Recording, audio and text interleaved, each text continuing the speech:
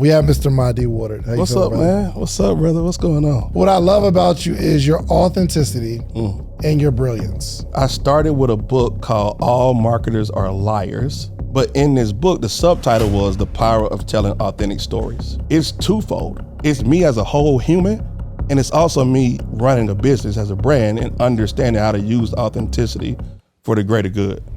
I got invited to the Mahdis family house in Wyoming in 2011. These people were worth $9-10 billion at the time.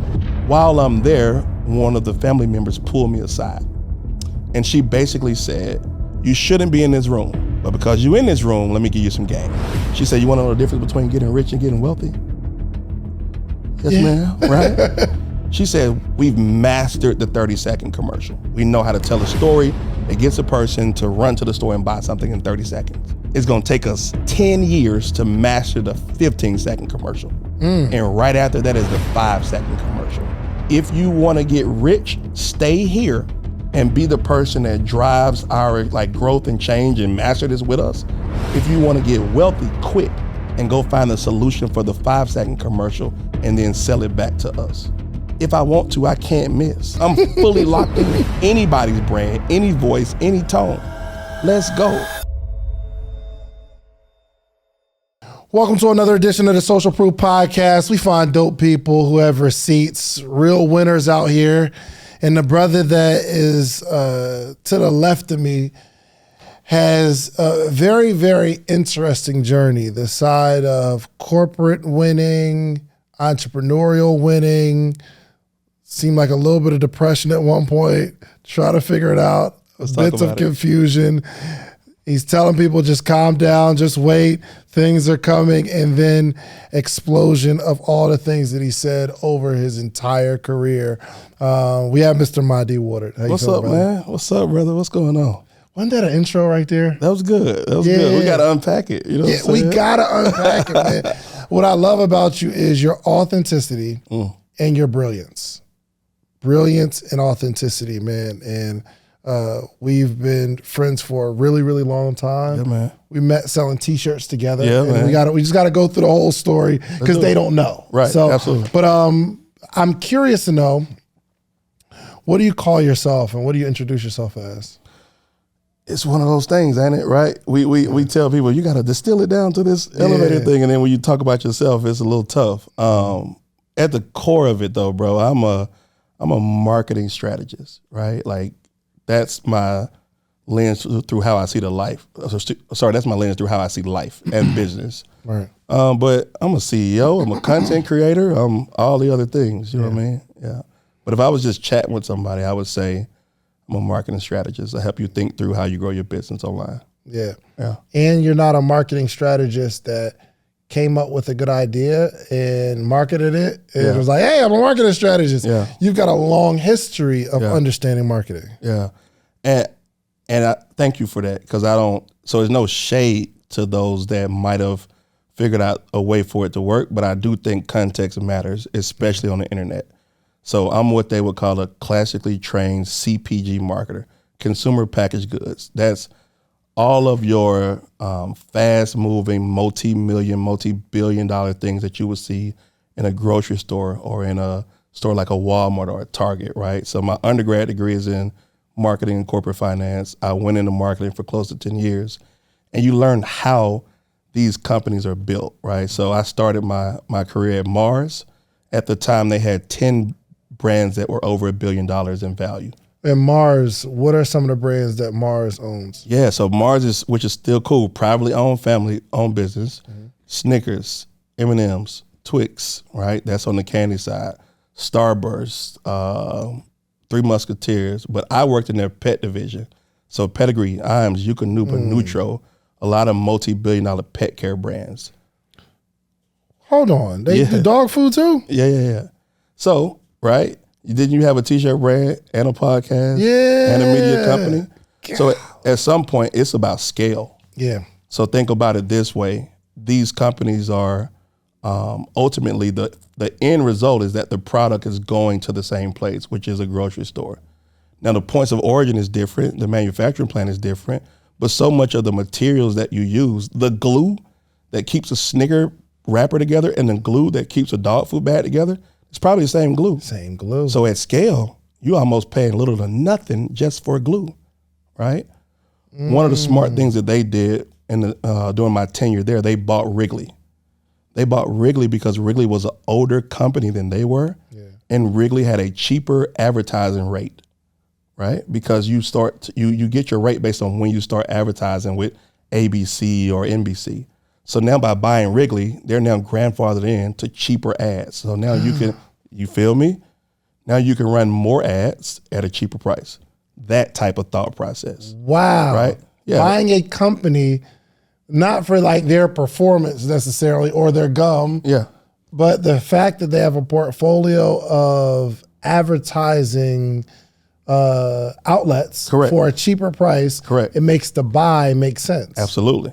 Wow. As well as at the final retailer, because now you got leverage. So if you want to set your price at Walmart, wouldn't you want to come in and say, we own Snickers and we also own Orbit and Five and Big Red and Starburst. So collectively, we want our strategy to look like this. We want to have these many things on shelf. We want to be in this location. For Easter, we want to have this many end caps. For Halloween, we want to have this many baskets. And if not, we'll take our ball and go home, right? So working at Mars, I'm sure you got like the family history and the origin of the company. Can you walk me through that real quick? Yeah, I mean, the high level origin, it was started when I got there, we were at the grandkids, right? And they were, so the grandkids were running it. Correct. And they were all multi-billionaires at that point. So their grandfather started the business. The father got into the business. I don't know all of those details, but by the time you get to where we were, they were where a lot of companies, when people talk about generational wealth, you got to figure out, like, how do we want this thing to grow? How do we want to make sure that we protect our own interests? And I mentioned that they're still privately held. So imagine Shan's Enterprises and your grandkids. It's still Shan's Enterprises. It never became on the stock market. So no one's saying, we think you should interview Mahdi on Social Proof. Your grandkids are saying, I want to interview Mahdi's grandkids because my granddad and their granddad was friends, and that's what we want to do. I don't want to be told how we should grow. We want to control our destiny, right? So that's a different thought process. Yo, you know what? Before this conversation, I'm not a huge fan of like formal education. Yeah. And I've never been in a corporate arena. I worked at the Cheesecake Factory, but not corporate. I didn't have to deal with corporate politics and stuff like that. I'm a server. I come, get my tables, get my money, I go home, right? Yeah. But for someone like you to see how all and I like the way you put it, I'm a classically trained marketer. That's crazy. Yeah. But from your education to your corporate experience and now bottling all that up into Mahdi Woodard that we see today. Absolutely. It works because you're drawing from those experiences. That's incredible, man. Yeah. And again, I don't think you have to, but sometimes you ever find yourself like backed into a corner and you got to make a decision. Yeah. You need to pull from something. Some people pull from their gut. Some people pull from their instincts. Some people pull from their experience. Some people pull from their education. Yeah. Or you get a combination of all those things, right? Like a person can just sit before you and pitch an idea, and your experience knows that, like, I don't know if you're gonna be able to scale a $12 t-shirt company, right? Like, how much you paying for those shirts? Right. This is about to be an uphill battle, sure. Right? Now, my education says, oh no. Let's use the $12 t-shirt as the PR campaign to get it in front of a lot of people and get it on a lot of people so that people are aware of who we are, but let's push them into our media platform. So now that we got all these buyers, we can break even on t-shirts, let them fall in love with the mission and the community, and then we'll get our money back in advertising when we launch this podcast. So that's education and experience at play, right? I love that. But the shirt by itself at $12 ain't gonna make it. For sure. Yeah. What's your first experience with marketing? Meaning the first time you saw some marketing, you're like, ooh, that turned me on a little bit. That was sexy right there. Your first experience that you can remember is saying, yo, I want to be a marketer. So it's crazy. I'm trying to be too long-winded. I didn't know that marketing was. We got time, bro. Take your time. We here. I didn't know that marketing was a thing. So my first introduction actually came in a class in college. There used to be a group of people called Cool Hunters. And what they would do is go hang out in urban neighborhoods and see what the kids are wearing, how they dressing, how they styling this stuff. Because the corporation, Adidas might push out some shell toes, or Nike might push out Air Force Ones, but nobody is saying put lime green shoestrings in them. That's the kids deciding to do that, right? How are they actually using the products that we've created? What are the trends? Just go hang out. You like 22, they like 17, you can blend right in. But then feed that intel back to the R&D department and back to the marketing department so that we can create a trend based on this little thing we saw in the Bronx or this little thing that we saw in Louisville. Like, let's take it and now run it as a national campaign. So that thought process, I was like, wait, people just hanging out, but they really doing marketing, right? That's famous in the alcohol industry. People will sit at the bar, but they're actually being paid to recommend, like, oh, I think you should have a Jack and Coke. I don't know what I'm in the mood for. What you thinking? I think you should get a Jack and Coke. But they really work for Brown-Forman, the parent company that owns Jack Daniels. Or they like, take a shot with me. What you want? What you in the mood for? It don't matter. Hey, give us the whatever, right? So thinking about Cool Hunters. Yeah, it's called guerrilla marketing, right? So that was my first educational introduction. But my first, they're doing it, was when I got to campus. I'm gonna date myself, bro. I still had a Discman when I started college. Got to walk slow. And I got to walk slow, even with the anti-skip, right? You got to walk slow. I got a book bag full of CDs, and I'm going to this wealthy college, and we real, shout out to my family, right? We real humble. And I'm like, what's all these white headphones? Why do headphones look different than mine? I got regular black headphones over the ear. Everybody else got these little sleek white headphones because they got a thing called an iPod. And I'm like, just that one use of color had a distinction between all the rest of us that didn't have it and those that did. So now I got to go educate myself. What is this? So I go to the bookstore and iPod $300. My mama have a fit if I spend my Pell Grant money on an iPod. But like, just understanding the way color can inform you about a product and about the status of a person just through color, right? So imagine that. If it were black headphones, we might have thought they had a Discman. Yeah. They were white. It was different. Yeah. So that led you on a journey. Correct. Tell me about this journey. I started, shout out to my marketing professor. I started with a book called All Marketers Are Liars, but he was using liars lighthearted, right? Seth Godin. We know him for Purple Cow. Yeah. And This Is Marketing, some of the bigger books. But in this book, the subtitle was The Power of Telling Authentic Stories, right? And so he talked about these different types of people that were disrupting the industries, right? And I may be getting this particular story off, but even that is still a Seth Godin story. He talks about when you go to a restaurant, if you were new, you get a red napkin. Everybody else got a white napkin. Well, the red napkin would symbol or signal to everybody else working this person's new, make sure they have an amazing first experience, right?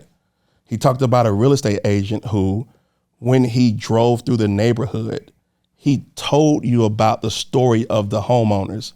It ain't about this is a 3-2 and it's got hardwood floors. This is David. He owns Social Proof Network. And over here, this is Donnie. And over here, this is James. So you like, I want to live in a neighborhood with people with this character and this value. By the time we get to my house, it fits, right? Yeah. I'm the type of person that they are. I want my kids to play with their kids. So don't just think about real estate and just get into the specs. Give me the authentic story of the neighborhood. Give me the story of the home, because I'm buying into that bigger vision. Yeah. So when you said me being authentic, it's twofold. It's me as a whole human, and it's also me running a business as a brand and understanding how to use authenticity for the greater good. So intentional authenticity. Yeah, uncomfortable authenticity. Is intentional authenticity really authenticity, though? So we talked briefly about it. Let's go into it, right? I think it's still the same, right? In the sense of when you get that feeling if you don't get that feeling in your gut, I don't know it's all the way authentic yet, right? If you never written something and didn't want to post it because you like, I don't know if I want them to see me like this, right? Then I think we got some growing to do, right? The reason why I say the intentional part matters is this is that bigger marketing framework and looking at the arc of history. I was sitting there as a person. I'm one of the first people in our generation to bail from these high 6-figure businesses to go try to figure out entrepreneurship. If I would have told my story differently, or if I wasn't as authentic, I may have had an adverse impact on folks that I didn't mean to have, versus me saying, no, my first money came from saving. That's discipline. Yeah. Then I went broke, right? And then I had to figure out who I was, what I'm made of, and rebuild myself. So now if you followed in my footsteps, you got all the information. Yeah. As opposed to having partial information. I started with an investor, my parents are rich, and you thinking I just grounded it out the mud, and now you can't relate to me. That's real. I mean? Yeah, I totally agree. Yeah. I am intentionally authentic, I believe. Even when I'm making a decision to talk about something in my business, I kind of lean, and I don't know if, maybe you can help me with this. I don't know if it's me, I don't want to say it's not sabotaging myself, but I don't hold myself in high regard. Yeah. So I'm more willing to, and I don't like bragging about myself. Yeah. I'm more willing to talk about how I messed up than how I got it right. Especially, and maybe it's just for my audience, right?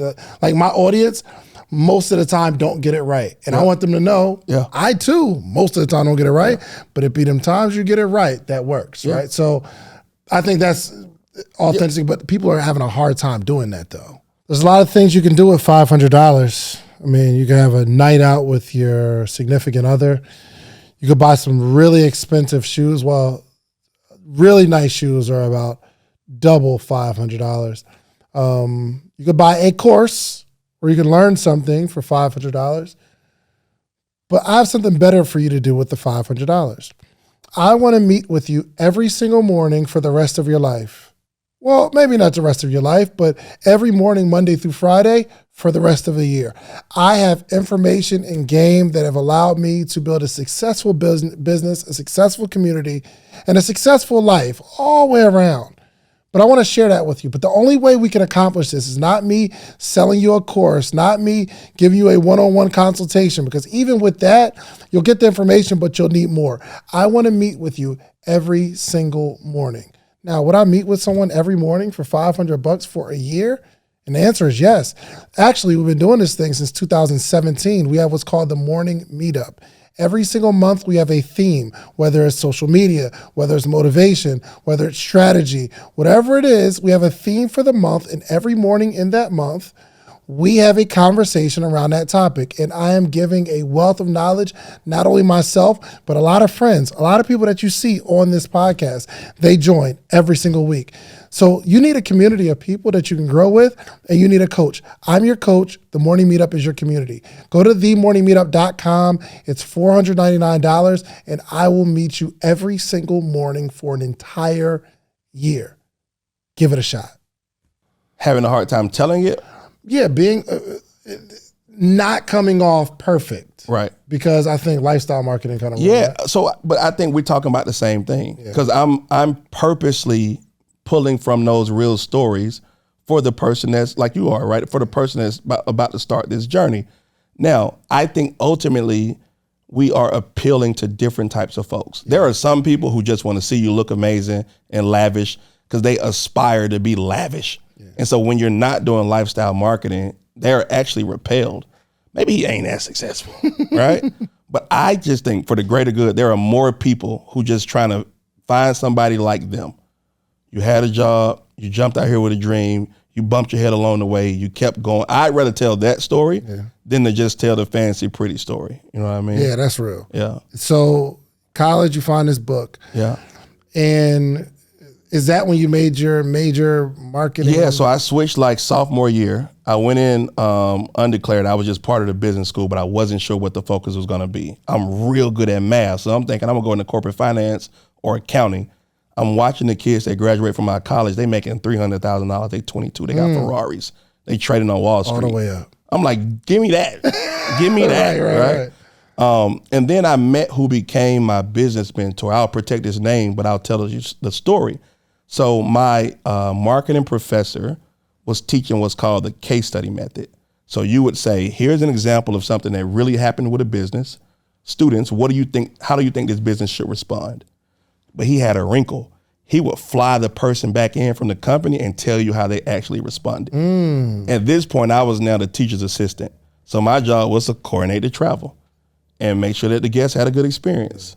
And you ain't gonna take a little kid from the south side of Atlanta and put me in charge of making sure these rich CEOs get from point A to point B without me doing a little schmoozing in the middle. Oh, for sure. So let's talk. Let me build it 30 minutes for coffee. Yeah. And so the guy that became my business mentor, I told him I was on the brink between corporate finance and marketing. He said, if you're good enough at the math to do corporate finance, go into marketing, you'll dominate. Because we need people who can tell the story of the numbers. It ain't that hard to get the logo right. I'm no disrespect to people that study design. Yeah. It ain't that hard to get the colors right. But how do we make this entire, he taught me to think bigger than the product. How do we make this whole business work, but still from a marketing lens? And you got to be able to speak finance. Gotcha. If I came over right now and said, hey, bro, let's collab on a business deal, you're probably not going to say, let's get on Canva and start working on the design. You're going to be like, let's talk the numbers. Yeah, like, let's talk about it. 100%. Absolutely. So being able to tell those stories on what the profit margin might look like and what's the investment might look like, then we can get to the fun stuff. Yeah. Yeah. Change your major. Yeah. And then you start learning all this cool marketing Absolutely. stuff. Maybe I always had a challenge with school, just sitting there. Like, that's just not my learning style. Yeah. But were you like really, really excited through this college process, like in learning it? It was kind of like finding a passion or a gift in a way. Because I've always been, you know, you be getting on me with my words. I've always been adjacent to marketing. I just didn't know that that's what it was. Mm-hmm. I've sold things before. Right. I played quarterback, so you got to lead the team and give them a message, pregame speech. Yeah. We can win it, guys. Get your head in the game. I've been doing the stuff that's part of marketing, but I ain't calling it marketing, right? You're calling it being Mahdi. Yeah, I'm just being myself. Yeah. You know what I'm saying? And so as you start learning and you get the terms and you understand the strategy, now I'm able to put a level of surety around this thing.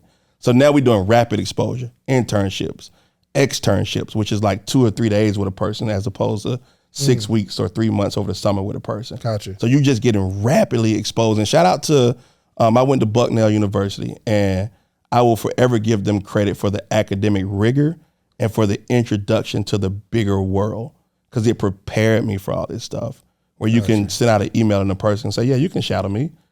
I'm only the senior vice president of such and such. When can you be in Manhattan, right? Yeah. And forgive me, I lost a little bit of the question, but like that whole thing is sort of what drove me and led me to just jump all in full steam. Gotcha. At this moment, you're not thinking entrepreneurship at all? No, not at all. Why? 300,000, 150,000, even at the lowest level, bro. I had my job in December. They said just graduate. We're done looking at your test scores. We're done looking at your GPA. We don't care. Crawl across the finish line. Just graduate. And here's a signing bonus. And then we're gonna do a moving allowance. So we'll move. I'm like, move. I live in the door. What you gonna move? Wow. Right. So I'm getting introduced to the corporate world, and I'm also fully bought into the American dream. So I came from hardworking parents who were trying to figure it out. I done sacrificed everything for academics and a little bit of athletics.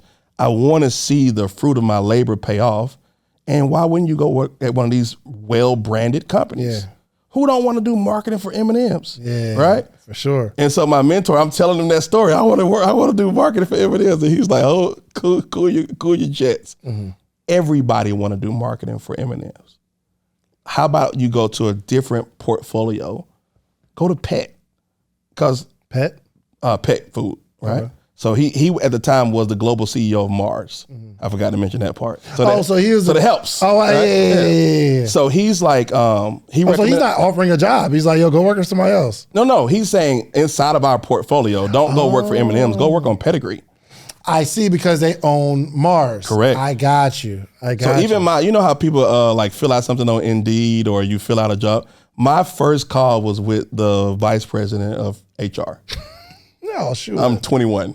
Yeah. And I'm like, You've been building this relationship for what, a year or two now? Yeah, about 2 years. Yeah. And they do their due diligence, right? So they're figuring out who you are as a person, what's your character like, because he's still about to put his name on the line for a kid. Yeah. Right. So I'm getting coached through this, and we can talk about the power of coaching. Yeah. He's like, at 21, you can't sell yourself on experience. You can only sell yourself on potential. And you can only sell yourself on your academic track record. So don't go into this interview pretending to be somebody you're not. Come on. Right? Your marketing project that you worked on is not what you're about to go do. But we are looking at your values and your character traits, and you got to interview well, those types of things. So, but he goes deeper. Now, and this is, all this stuff matters. So Mars Chocolate was headquartered right outside of New York. Mars Pet was in Nashville. M&M's versus Pedigree. If you're graduating from business school, M&M's no brainer. I want to be the person that come up with what the yellow M&M gonna say, right? Nobody necessarily want to go work in pet care if you could go work in chocolate. No shade to all my old colleagues. But he's like, let me help you think. The cost of living is better in Nashville. It's an emerging city versus New York City is saturated. You can go make a name for yourself way quicker, and you can navigate the company from the inside as opposed to the outside. Yo, are you still connected to this guy? Yeah. He's a brilliant He's individual. the CEO of they do about $17 billion, the company that he runs now. And I say this with all humility. If I email him today, he probably hit me back today, no later than tomorrow morning. Yeah. You maintain that relationship. Yeah, for sure. That's dope, man. Yeah. So, all right. So you obviously he gives you this sound advice on Pedigree. Yeah. And you go to work there. Yeah. So I go there, and hilarious because typically to go into these departments, you probably got 5 to 7 years of corporate experience and an MBA. I'm 4 weeks out of undergrad. My boss said, I don't even have anything for you to do, right? I don't even know what this title is. We don't have this. So I'm going to treat you like the other people and divide up the work, sink or swim. Best thing could have happened. Wow. Because now it's like you rapidly got to catch up. You know what I'm saying? Because I'm just going to assume that even though you don't have the experience, you have the aptitude. So you need to quickly catch on. They also had great training and great education. So I'll give them credit for that as well. What were some of your first tasks? Man, one of my very first projects, and it don't seem sexy until you understand what's at scale. We were doing a packaging redesign, right? So imagine if you were going to change the Sleepers for Suckers logo, right? But you are the number one company in the world. You're the number one clothing brand in the world, and you're about to change the logo. And my job is to make sure nothing goes wrong. I'm not in charge of making sure it looks pretty, but when we print it on a billboard, on a building, on a napkin, on a piece of paper, on a truck, on cardboard, everything better be spelled right. Everything better be in the right dimensions. Everything better look perfect, minus these new changes that we're making. Yeah. So now you learn to detail. Here is why it matters. You got millions, if not tens of millions of dollars of inventory in order to be able to get all this stuff to the store in time. One misprint might cost you $10 million. Yeah. It's not like printing 72 t-shirts. You can just, you can shoot out gun, right? Yo, funny story. Me and my team, actually, my man Jeremy, designed ET's first t-shirt. They still sell it today. When you want to succeed as bad as you want to breathe. The design, fire. Wow, yeah. So, he's like this. I think the story is just getting there. So he's like, all right, we got to get some merch going. And he already made me a bunch of money by wearing my Sleepers for Suckers t-shirts. Yep. So we get it all done. We send it to them. They're like, okay, this is the one. A couple iterations. Yep. This is the one. This is the one. They sent it to their team. They're like, yo, let's go. Yep. I'm like, yo, yes, it's amazing. They was like, yo, can you handle the printing? I'm like, yes, we got this. We got a print shop in Atlanta. Jack. Yep. We rock with Jack. Sent it to Jack. They looked at it. Everything good. Yes, it's approved. I sent it back to CJE. Everything approved. They're like, it's approved. Cool. Let's print 5,000 t-shirts. The t-shirt said, when you want to succeed as bad as you want to breath. Breath, not breathe. Yeah. Tough. Yeah. CJ and E being so gracious, they realized it was my fault 100%. Yep. But it was like, yo, we saw it too. We missed it. No problem. And that story just always, it stings, bro. Yeah.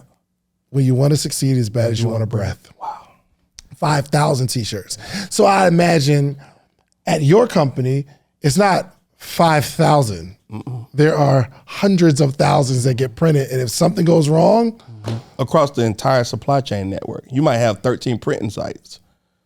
So this got to get from the printer onto a truck, onto a pallet, a pallet on a truck, from a truck to the distribution center warehouse, right?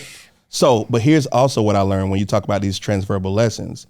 I'm also now working with the graphic design companies that's in charge of this. And I said, they charge $200,000 to update this logo. They charge $80,000 to say new and improved taste, right? And my boss said, we pay them because of the risk of the F up. We need somebody that's gonna get it right. Because if you get it wrong, it costs us $10 million. So yeah, we pay you $200,000 to make sure we don't have to pay $10 million. Dang, we be fighting about these little. We fighting over these over these logo. Right, over these Fiverr $85 logos, unlimited revisions, right? But then now you know. So if we were gonna say let's pitch some corporate company, we can't go in there with the same rates. They're gonna laugh us out of the building. They know that we don't understand the scope and scale and the magnitude if we come in underpriced. Ooh. So you got to price appropriate to the risk. We about to put this on a building, and you coming in here talking about 1,500, and we expecting to see 200,000. Yeah. You might have the design chops, but you don't have the business acumen. That's crazy. You'll lose the deal by coming in significantly less. You might be late to a call. That's how they feel. You might misprint something. You might send the wrong version to the CEO at that price point. Goodness gracious. You ain't got enough to risk. Yeah. So you've had, how long were you at Pedigree actually? 4 years. 4 years. Yeah. And then you So I'm in Nashville, boys, right? I'm in Nashville, and for perspective, I'm from Atlanta. The same Atlanta that everybody loves, right? Yeah. I'm from Atlanta. I leave at 18. I come back at 26. But I've been successful in college. I've been successful in corporate. And I'm helping my brother with his business. Like, I'm starting to get into entrepreneurship, but it's not coming to as a calling.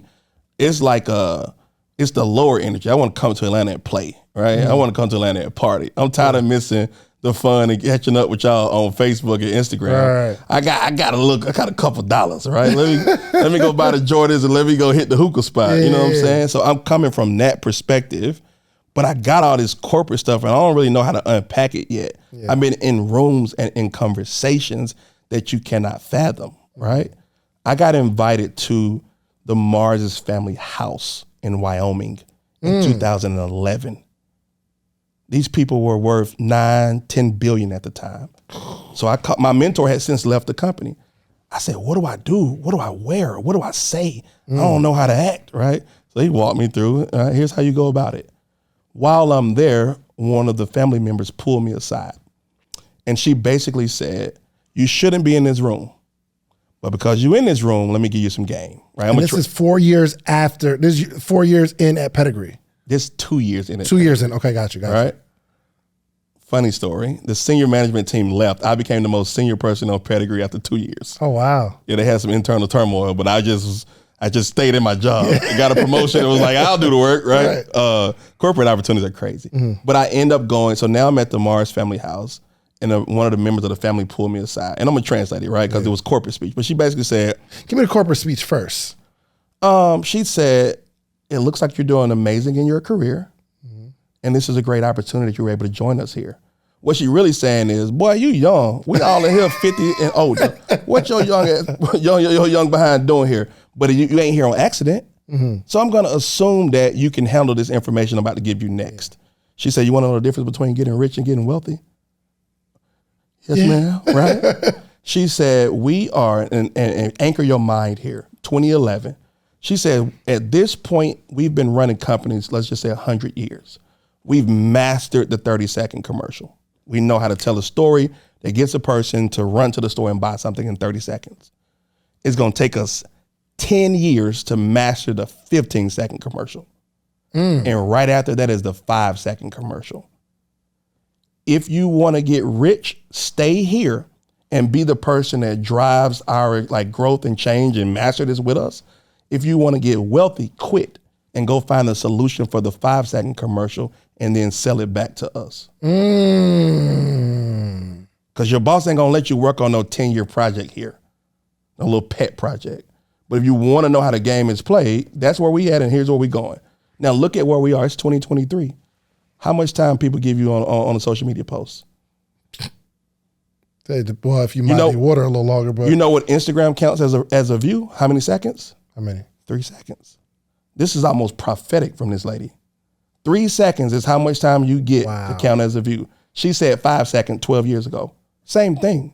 Now imagine if I had just started working on telling a 5-second story for 10 years, and then we get here in TikTok, YouTube Shorts, and Instagram pop up, and you ready for it. You know what I'm saying? Goodness gracious. But this is, everybody talk about getting in the room, coaching, mentor. when you sitting with certain people, information is competitive advantage. We treat information like a throwaway, right? How many people done bought stuff from us, didn't open it, didn't use it, and you like, I put my blood, sweat, and tears into this ebook. I ain't hustling you. This is the step-by-step process. Yeah. And folks treat it like it's just, take it or leave it. Nah, this ain't take it or leave it. I've been a part of some conversations humbly you can't conceive of.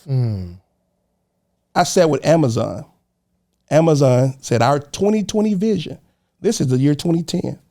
Our 2020 vision is that we will have 50% of y'all's business.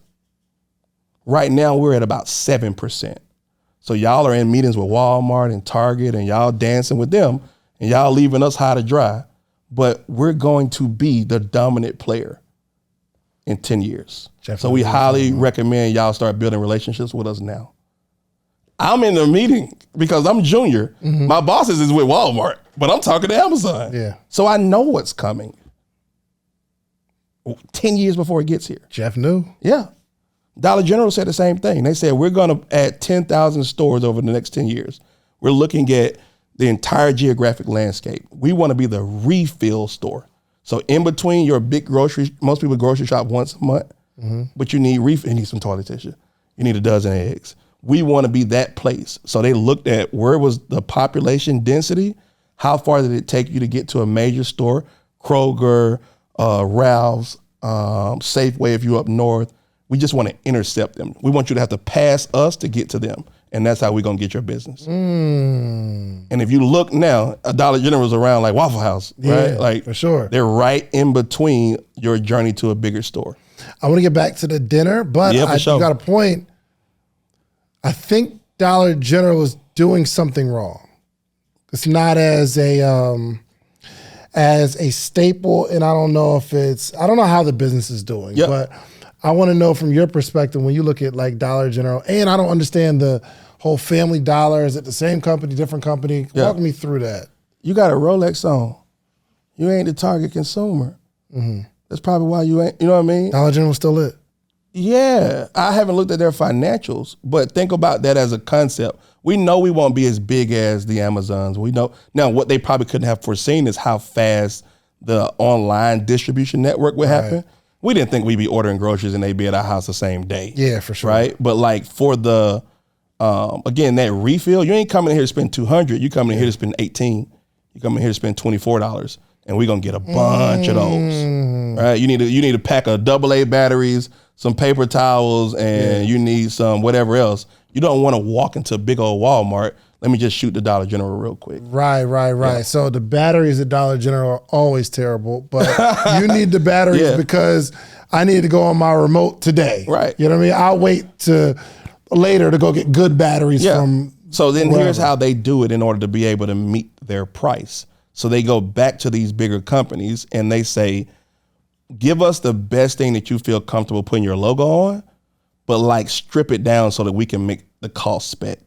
So for example, let's just... Oh, hold on real quick. So you're saying certain companies create specific products for a the Dollar Channel. General. Yeah. Oh, wow. So you hit I don't know if this is still out there, but it used to be Tide and Tide Basic, right? Yeah. So the amount of how potent the Tide was different in the dollar store versus in the regular store because they need to be able to hit a certain price point, right? So again, if you paper towels might be one ply, your any type of thing is just it's a thinner version, right? So thread counts of sheets might be way less thread count at a dollar store versus a traditional store. Bro, I am seeing how little I know about business right now. No, it's beautiful though. So you also seen... I just don't see these angles. Like the average entrepreneur, the stuff that you're talking about, we never think of this kind of stuff. Like why we're doing a certain thing now would be different than a corporation doing the same exact thing, but they're doing it for a whole nother reason. Yeah. But here's the beauty of it, right? They say the number one rule of business, just stay in business. Like right now, if you could go back and right your wrongs with the wisdom you have now, it's almost like cheating. Yeah. If somebody said, we're going to give you, $5,000 to launch a t-shirt company, you're like, why so much money, right? I can do this thing called pre-order, because you just got so much confidence and experience in the game. You can bring all your wisdom and experience.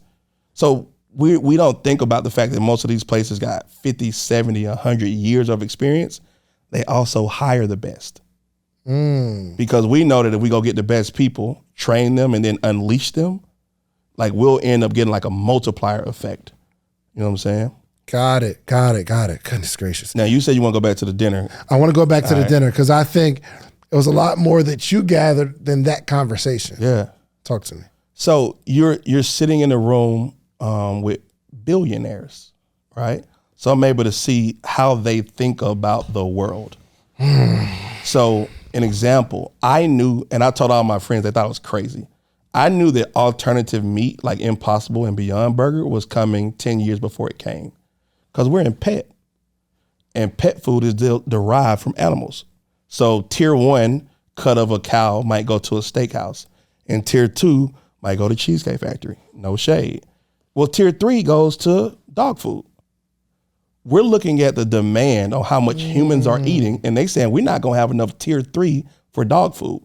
We need to be thinking about alternative protein sources now, because if people keep eating at the rates they're doing and they keep getting dogs, we're going to run out of dog food. First off, we're not going to disrespect Cheesecake Factory. Tier 3 would be Chili's. You know what I mean? Yo, and it's crazy because the food at these like lower end restaurants, Yeah. it's like you order a steak here, but you order a steak here. It tastes drastically different. So, okay, so you're understanding these tiers. And I'm understanding supply and demand, right? They said, so where we think in terms of, again, we think in terms of product. They think in terms of industry. So landscape. Yeah. Yeah. We got the #1 chocolate company in the world. Where we get our chocolate from? You ever thought about it? Right? They ain't calling some 1-800 chocolate distributors. Yeah. They said we got to teach a country how to cultivate chocolate. So we'll go to the whole country and we'll work a deal out with their government, and we'll take the whole country and teach them how to grow chocolate over the next 20, 30, 40 years. I don't know about the rest of my competitors, but we're going to have chocolate, right? That's the thought process. So now you understand why it took me, now you know me as a friend, why it took me so long to go through my process of like unlearning and then relearning so that I could match up with the day-to-day entrepreneur. I'm walking around with this stuff in my head 10 plus years ago. And now I show up on social media. It's like, what do I talk about? I only know this other stuff. I don't even know what you're talking about. You know what I mean? And I didn't set out to be an entrepreneur. I didn't have that, like most people got the rage. Somebody screwed them over. They got passed up on a promotion. I'm going to show you. Right? Other people got the like, I've just never fit inside of structure. I don't have none of that. I was a straight A student. I went from kindergarten to college and never made a C. I'm good at school. I like school. I'm good at corporate, right? I got 4 promotions in 3 years. That's crazy. Man. But I'm saying there's something in me that says like, I think I'm supposed to be doing something different with this gift. I think I'm supposed to be like helping people in a different capacity. What if I could find a way to take these principles I've learned and help the common person? Yeah. You know what I mean? Yeah. Okay, so you're sitting there with billionaires at this dinner, right? Yeah. Is that even there when she says, hey, leave, create something, come back and sell it to us? Did it automatically say, okay, I'm at to be an entrepreneur? Or was you like, this that stuff that just played like what they say on the back burner? So I think it hit my subconscious. Yeah. My conscious is like, lady, y'all pay me $100,000. I'm going nowhere. I'm going to work, right? In fact, I'm going to stay up tonight and change my presentation before tomorrow because I can't conceive. We talk about it all being mindset, and people think that's a cop-out. But at that age, I don't have the mindset for this seed she just gave me. I don't have the soil for her to plant this in yet. So I can only reject it because I don't even know what I'm supposed to do with it. How do you go do something for 10 years that you don't know how to do? And you don't know, it won't make money till year 11. right? Well, you got to know how to raise capital and borrow money and, you know what I mean? Like equity, crowdsourcing, funding, and all this other stuff. I'm 23, right? Like, this is the best thing ever happened to my whole family. Right. You know what I'm saying? This lady trying to jinx me, right? So again, it plays in the back burner, and you can pull these lessons when you get where you're going. For sure. But I wish I had the resources and support to jump at the time. Right. Because it was, again, the difference between getting rich and getting wealthy. Yeah. You know what I mean? For sure. Yeah. And we'll go back to the story, but I just want to like pivot a little bit. For sure. What is your perspective on corporate employment now? Do you still see it as a way that people can live that fulfilled life? Or would you say, even if you're on that path, you need to do something entrepreneurial? So I think multiple streams of income, everybody needs to be concerned with it, right? But that doesn't necessarily mean you're an entrepreneur, from my definition, right? I tend to think of an entrepreneur as a person that's owning a business or enterprise, not just putting their money to work. For sure. So I think there are a lot of folks that they get paid so well in corporate that the risk to jump out here just to get back to where they already were, it just might not be worth it. You're better off peeling off $300,000, throwing it in an index fund and just letting it do what it do, as opposed to risking your, $600,000 job to come do this stuff. We joked and laughed when you was like, quitting $35,000 ain't as much as $100,000. But depending on where you are, it may not be as risky. If you can say, man, look, I can roommate with one of my friends, or I can move back home with my folks, and the amount of money I've been making at my job, I think I can start to put this into my enterprise. You may be a greater candidate than somebody at senior management or something like that. Sure. But I do think we all are sitting ducks if we don't put our money to work. Yeah. And I was guilty, and I'm just now getting to the point of like, you ain't trying to watch the money stack up. You realize that's not smart. Yeah. To just see the money keep going. Like, it better be doing something, and we'll reclaim it when we need it. But like, let's put all the money to work at some percentage that's at least above inflation. Gotcha. You know what I mean? And speaking of which, I remember there was a point in time, and again, I didn't know if you were like just using market research or whatever, but you were posting on social media, and we'll go through the story of like you building your business, but you're like, yo, I'm about to go back to work, y'all. Yeah. What y'all think? Yeah. So I would call it an identity crisis, in the sense of, this is all I know how to be. Yeah. I've trained my whole life to be this person. I've gotten there. I've gotten the tokens and the level of success and the validation and the attaboys. And now, because I don't have a big enough calling pulling me into entrepreneurship yet, I'm just kind of like inquisitive. I'm sticking my toe. So this, like, I'm trying to figure out how to make $30,000, and these folks are saying, we'll give you a $40,000 signing bonus to come back. And you're trying to figure out, right? So I'm in limbo, because am I tripping, right? Did I jump too soon? Did I not have the right plan? Can you do both? Because for a long time, I'm glad that this rhetoric has sort of died down, but for a long time, it was like, you can't have a job and be an entrepreneur. You got to pick, right? Yeah, for I sure. think in some capacity, it's smart to do both, especially if where you're working is going to get you the resources and the experience and the exposure quicker than entrepreneurship can. Yeah. You know what I mean? I think if I had to start all over, I would probably work for an entrepreneur that I believed in. Yeah.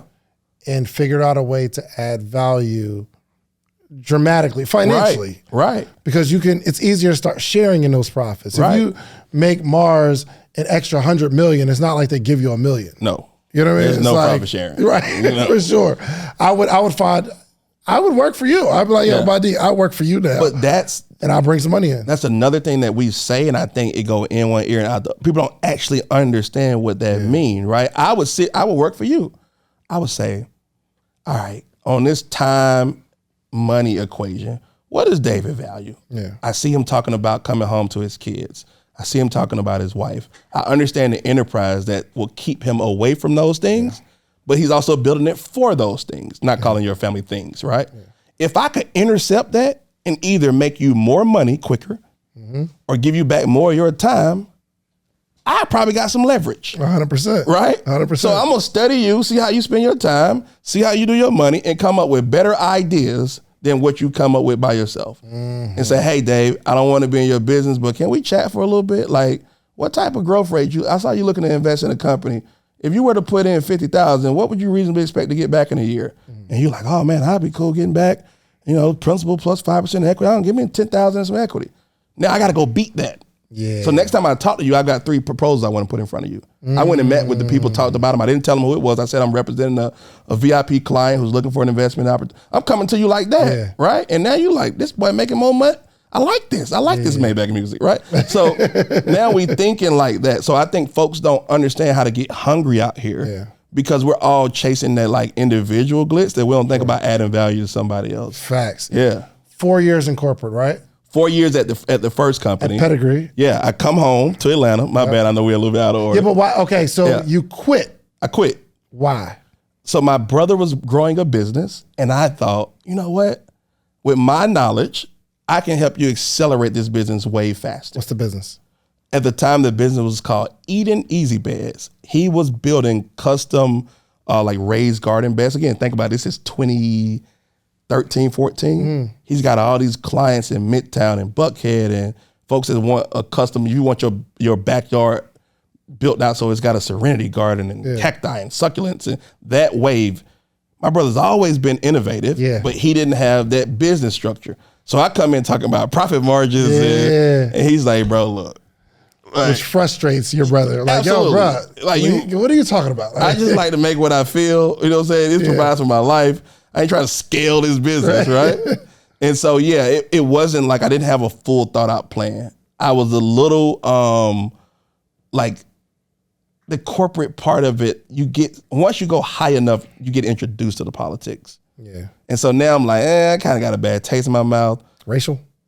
Not necessarily racial. There's always an undertone just in business, period. I think there's a racial undertone. People don't want to address it. It's an elephant in a lot of rooms. But you're also just dealing with like, it's sometimes, there's a phrase that said a prophet isn't recognized in his own hometown. I was homegrown talent, but I was going to get more money to go somewhere else, right? Got it. So the promotions they can give you are only going to be so many percentages versus you leave them go to another company. They look at your whole portfolio of work. They might give you $40,000 more, whereas your company can only give you an 8% raise or 5%, that type of stuff. But in this 4 years, so this is like 2 years after that conversation, and this is like a dream situation for you. I'm trying to figure out what changed to make you say, I'm going in here, I'm out. Because I'm still from the hood. I'm trying to get back to Atlanta. Nashville was a pit stop, right? I left to go to Pennsylvania for college. And I was always coming back to Atlanta. What other city would you want to live in as a young black man, right? Yeah. I go to Nashville and I go, I don't think this is going to work. I just got promoted real fast. So it's like, dang, all right, let's do another year. And get promoted again. You get on the board of the Boys and Girls Club. So you start living life, but I wasn't in the driver's seat. So this is my first time I feel like I'm going to make a decision for me to take back my life as opposed to just being mentored and coached and stewarded into all these things. Let me go do what I want to do. I've always made the right decision. Let me go have some fun. Let me go wild out. I'll figure out this work thing. How bad could it be? Yeah. Real bad. Right? So you're thinking, okay, I'm going to quit here. Yeah. Move to Atlanta and just find a job in Atlanta. Yeah, I figured it out. But I got enough money right now to like, it ain't got to get decided today. Yeah. I got enough saved up, right? So I play with my brother in the business, see if we can figure something out. I go party and see if something come to me. Yeah. I blew through probably $40,000 in 5 months. Yo, and back then Atlanta wasn't that expensive to live. Yeah. It's different now, but you got 40 grand, bro. With no income. Come on, man. And the same lifestyle. Yeah. Eating out, partying like a rock star, right? Yeah. $40,000 in less than half a year. And it was like, this little exercise over. Let me go back to corporate. Yeah. Right. So I went back to corporate for a second time. What company? It's called Newal Brands, another huge conglomerate, but they own Papermate ink pens, Sharpie markers, Graco, if you got car seats, I'm sure you do. Yeah. Calphalon cookware. So another big old company that owns a bunch of small brands. By small, they still do billions, right? Yo, just you having to listen, you don't think of, I mean, we all know it. Yep. But it's very rare that we get to have a conversation about a corporate entity that owns a bunch of different corporate entities. Yep. But that corporate entity was started by a human. Yes. So even as you're talking, I'm thinking, how can I be Newal at some point? Yeah. Or Mars? Yeah. But you get the family history, right? Absolutely. So tell me a little bit, do you know how Newal started? I don't know the story of Newal, but even as you're thinking about it, this is that stuff that nobody's actively saying, be an entrepreneur, build a conglomerate. But your subconscious is saying, I don't think these people can outsmart. I think I can figure this whole thing out as well. And we can talk about how we're using it in entrepreneurship, especially for like where I'm at and where I'm going. But I'm thinking about this stuff, but you still got to pay the bills, right? You still got to do that base level stuff. Like, was Sam Walton a genius? Arguably. You know what I mean? Right? At least if we just put it inside the world of business, because his thought process was same thing. How far does it take a person to drive in order to get what they're looking for? At this point in history, Kmart is bigger than Walmart, right? So they're thinking through, like, how do we intercept this thing? So they we're going for rural. We want this to be a destination. You're going to load up your family on Saturday morning. You're going to come out here and you're going to get everything. Everything you need. Yes. But here is the genius of Walmart. Do you know how Walmart surpassed Kmart?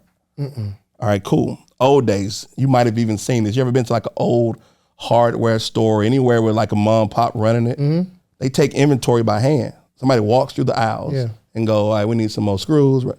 So at the time that Kmart and Walmart were both doing inventory the same way, Walmart found out about these things called UPCs, Universal Product Code, that you can scan and you can hook up to a computer network in your store to tell you what inventory you got, right? Now watch how fast this starts to work.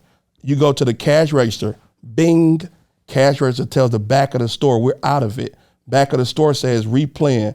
When they replaying from the back of the store computer says, call the manufacturer, tell them to send us some more. That happens in real time versus I gotta go take my lunch break, get my notepad. We need 12 more screws. Go to the back. We need 12 more, right? Now, multiply this with speed and you get a supply chain. So now they can get more product from the point of origin to the distribution center, to the store, on the shelf, faster than their competitor. How many times are you gonna go to a store and they be out of stock before you stop going? Versus you go to this other store and they always got what you need. Yeah. And that was the slow creep that helped Walmart jump past Kmart, is that they understood IT and supply chain. So he was a genius. Yeah.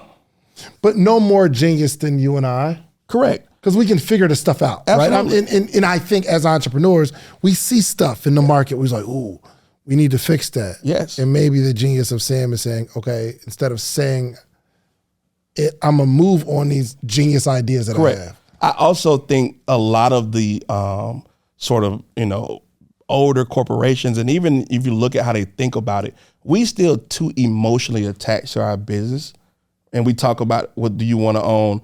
100% of a grape or 25% of a watermelon. If we're just looking at volume, we're not willing to split equity. We're not willing to partner up. We're not willing to say, hey, Dave, man, it's a 3-year opportunity, bro. Let's do this in Roswell and bust the money down.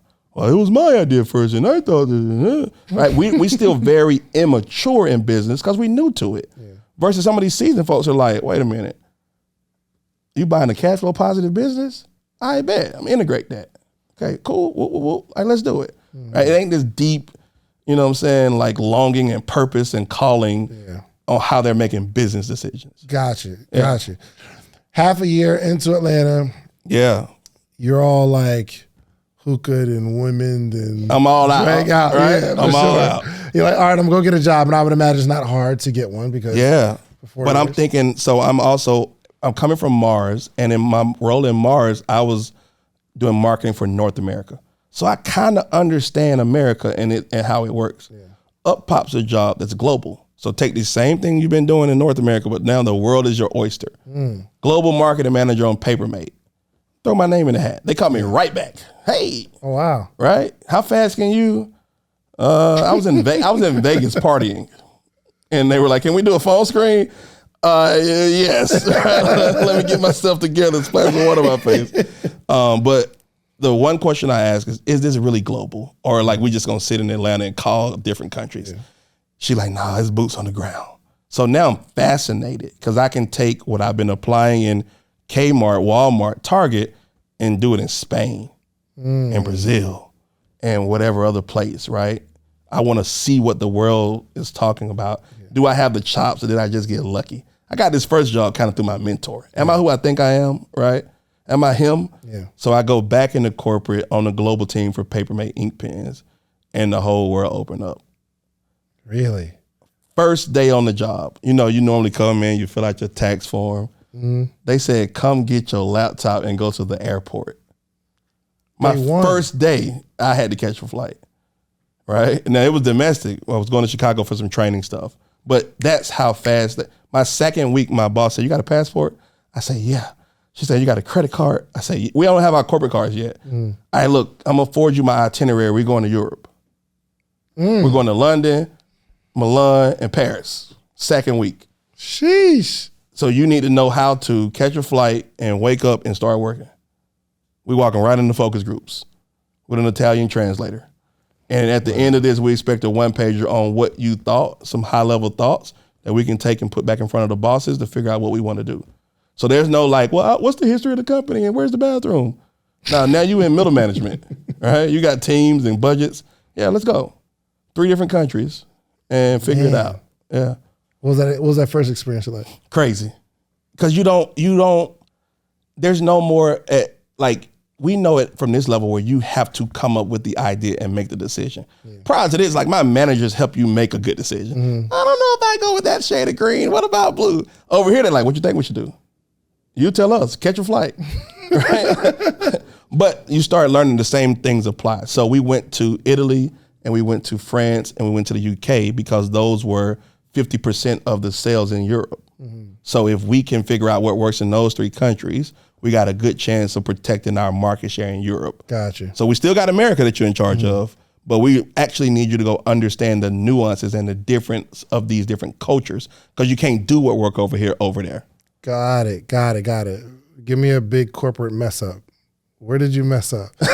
One big corporate mistake and you're like, I'll give you 2. And the one I thought was big, it actually didn't end up being that big, right? So I messed up one time on packaging. Thousands of packaging. I had one typo, right? So this dog food had 3 sides on a box. Beef and chicken, beef and chicken, beef and cheese on one of the panels. And cheese is an allergen for certain dogs.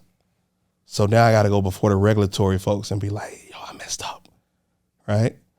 But this is where relationships matter. I'm super cool with our regulatory department because they let us know, we about to break the law when we coming up with these marketing ideas, right? So I want to be like, I want to get right up to the law, but I don't want to break it, right? So now I've messed up on this packaging and I know enough to know, let me go call what's called our exposure.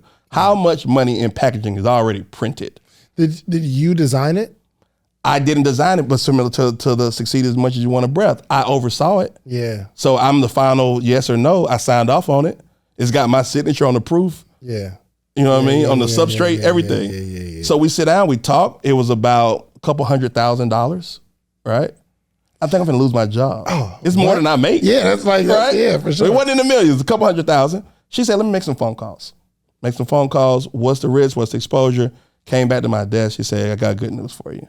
They said, we're okay. We're going to flow through that inventory in about 60 days. After that, we need to replace it.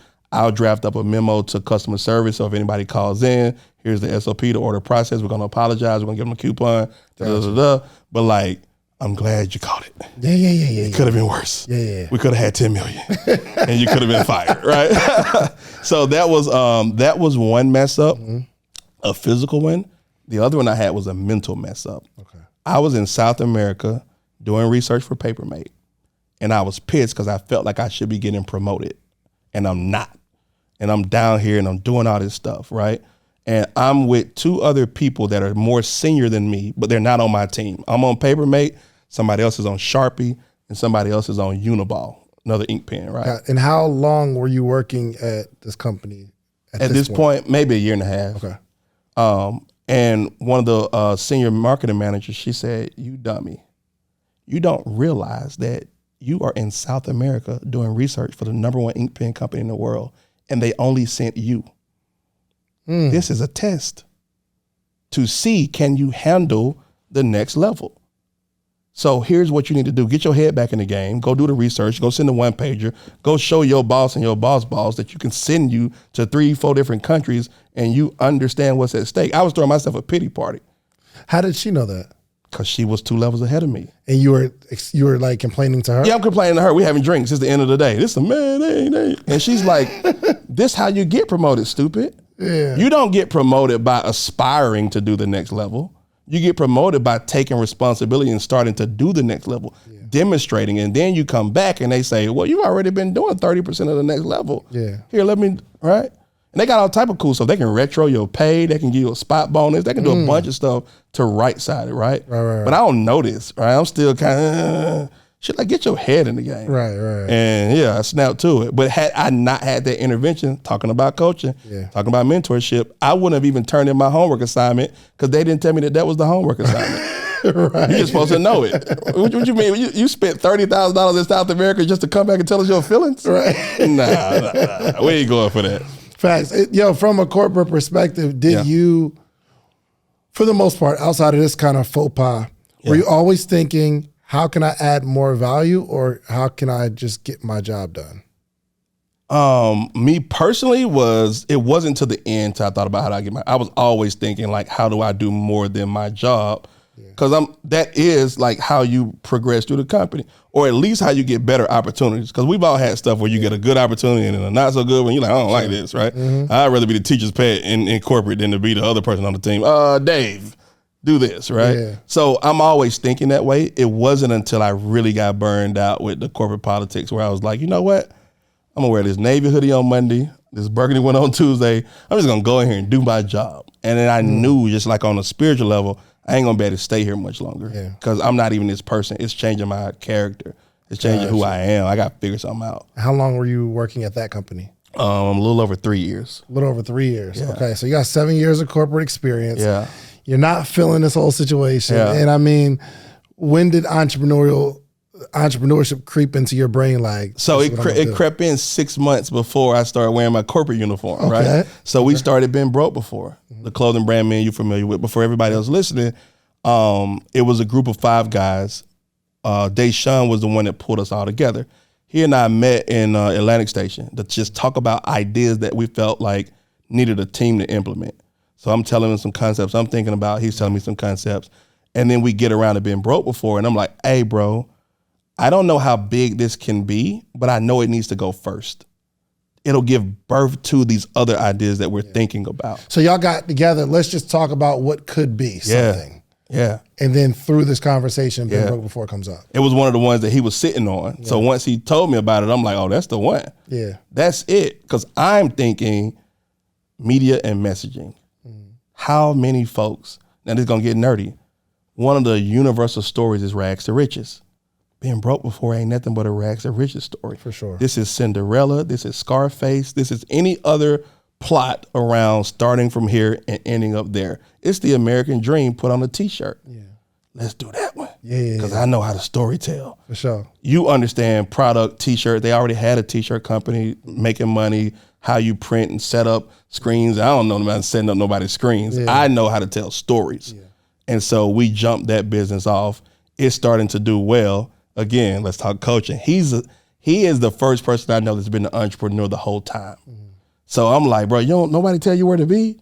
Yeah. And you doing well? Like, what you do? You know what I mean? Like, we friends, but like, tell me this story. Right. I come pick you up. Let's just ride and talk. Yeah. You know what I mean? He expensing lunch, but on his own company. Right? I'm like, hey, that's kind of lit, right? So as we talk through the business, I'm like, yo, I'm finna jump. I'm ready to do this full time. He like, nah, not yet, bro. Like, we just get started. I'm like, no, we just made $20,000, bro. I'm out of here, right? And so we started that business. It probably took me about 8 months before I left corporate to go on to being broke before full time. Yeah. But that was the one that I started to see how these same principles could apply in entrepreneurship. Gotcha. But I'm not thinking about coaching. I'm not thinking about consulting. I'm thinking about running my own business. Yeah. Yeah. Take these principles, use them for you, and then build something. Yeah. So what happened 6 months later to where you're like, okay, now's the time, I'm out? I'm going to contradict myself because I understand the entrepreneurial bug for a person that's working a job. Yeah. It bites you and you like, I'm giving them 40 hours, I'm giving me 12. if I had, that'd be 52 hours. Yeah. I'll be more productive than you could ever imagine, right? So you starting to see the power of taking something out of your brain, putting it into the world, and the world responding favorably. Yeah. So I've been doing this for other people, but this feels different. This is different. I make more money over here, but this is a different rush. And I also understand the scope and scale and structure. Yeah. So let's talk about magic and agenda. Let's talk about building out retail accounts. Let's look at doing a multi-segmented marketing strategy and hitting these people with this message and that person with that message. Like, I'm like, oh yeah, I got something, right?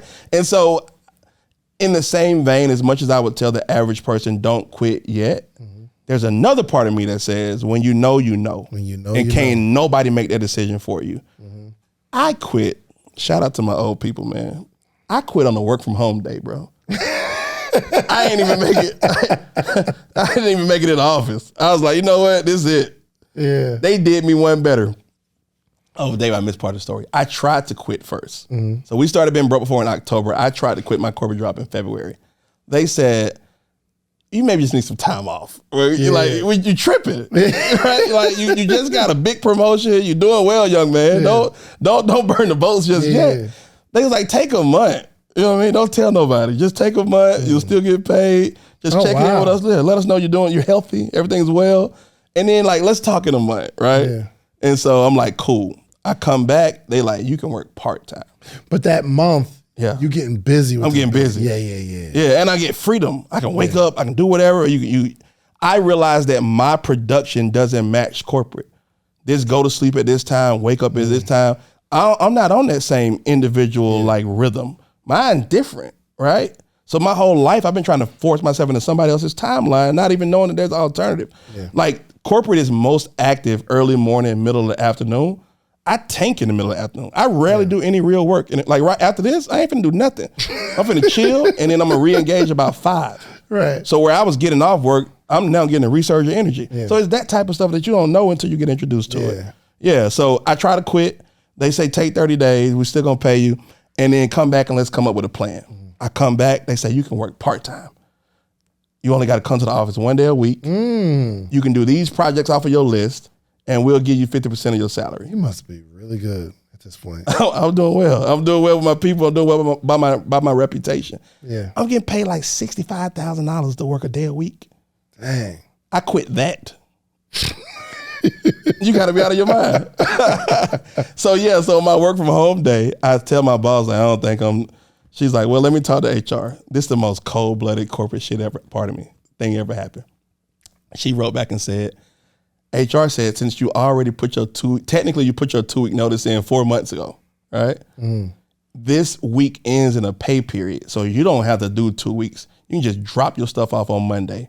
Bring your corporate card, your badge, your cell phone, and your laptop. Leave it at the front desk. You're good. I ain't getting no going away brunch. Mahdi, thank you for your service. Here's an ink pen. You get to talk to your friends at the job. They didn't even know what happened, bro. To this day, right? Like, they were just like, drop your stuff off at security. You don't even got to come give it to your manager. Ain't no exit interview. All this stuff that I've seen years and years and years. Like, thank you for your service. You be on the little LED screen at work. You get none of that. We ain't go out for nachos, nothing. You felt the way? I cried in the car. Wow. I dropped my stuff off. I pulled into the parking deck and fell apart. Because I knew that this chapter was over, but I didn't know what the next chapter looked like. You know what I'm saying? And so again, now we opening up to what becomes this identity crisis, what becomes the blues, depression, whatever it might be for somebody else. My whole world just got turned upside down. And I think I'm excited, but I know I'm for sure scared. Yeah, for sure. You Especially you got a business, a t-shirt business at that. Yeah. And it's 5 of y'all. Yeah. But we doing well, right? By my first version of understanding entrepreneurship. Yeah. We done hit a couple, 20,000 here, 30,000 there. And I'm like, oh yeah, I see the scalability of this. We 10x that, and then we're gonna 10x to 10x. We in there, right? But I don't fully understand entrepreneurship yet. And I don't fully understand the dynamics of business partners. And I don't fully understand that I don't speak the same language as everybody else. Yeah. So we all equally excited, but then I started talking like a robot. You know what I mean? Like, Nobody talks, like average people don't sit at the dinner table talking about scope and scale. Yeah. I'm trying to grow this thing, right? I'm trying to make some more money. And I guess your business partners, because I imagine myself as one of your business partners where I'm like, yo, let's just go. Let's go do some cool stuff. And you start talking corporate, and I'd imagine they frustrate you because you're like, y'all don't get it. Yeah. Like, but here's the dope part, right? And my business partners were all successful. I'm the newbie. So they also got wisdom. So they're not antsy. Yes. Right? One of my business partners already a millionaire. We 26. He's self-made millionaire already. So he the one saying, don't quit yet. Like, cool your jets. I got you. All right, I put this whole thing together. Trust me. I'm like, but he's like, I see it. Right? Yeah. So in a lot of ways, I take my own responsibility for not accepting the coaching. Not even seeing it as coaching. Right? Not knowing enough to call it what it was. Where like somebody actually do see the scope, but I'm just acting like the marketing person, right? He acting like the CEO, taking care of his people, making sure everybody's straight, managing 5 different personalities. I'm like, let's sell some more, right? So now as I get to sit in the CEO spot, and now we building out a team, and I'm able to see scope, scale, right? Like it changes, and you get a whole different level of respect. So I'll DM him and text him and be like, bro, I was tripping. I didn't know what I didn't know. You know what I'm saying? But I think that's a really good dynamic because you coming from corporate, there's so many things that need to be done before something gets done, right? Yeah. And in your mind, we got to like cross these T's, dot these I's. Yeah. The self-made millionaire is like, yo, bro, let's go outside. Let's go make it happen. You're like, whoa. So you have a certain wisdom. They have a certain wisdom. And I'd imagine there was kind of like some sort of. And I'm adding red tape where it don't belong. Yeah. You know what I'm saying? For sure. So there's some stuff now where like, we don't have to meet. We can just text and be like, all right, let's do it, right? I've never seen anything like this. You got to meet, you got to get approval, you got to clear the budget, you got to write it up, you got to like run it through the organization. Right. And it might take 6 weeks to do something that take 3 days. Yeah. On the entrepreneurial front, you like, sounds solid to me. Like, let's go with it, right? So yeah. It's dope. And how long did y'all run that business? So that business, this was we started in 2015. It shot out like a rocket ship, and then things just turned in 2017 when we lost one of our business partners. And so I say this to anybody. We talk to folks about a SWOT analysis, strengths and weaknesses. And you might even write down, like, I used to read, this is some nerd stuff. I used to read the annual report for Polo Ralph Lauren to understand the fashion industry, right?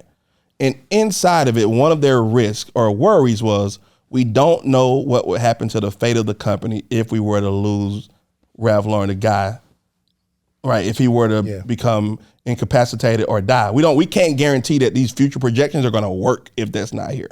So you think about like, what will we do? We keep going until you sit down and you try to do social proof and ain't nobody sitting here. Yeah.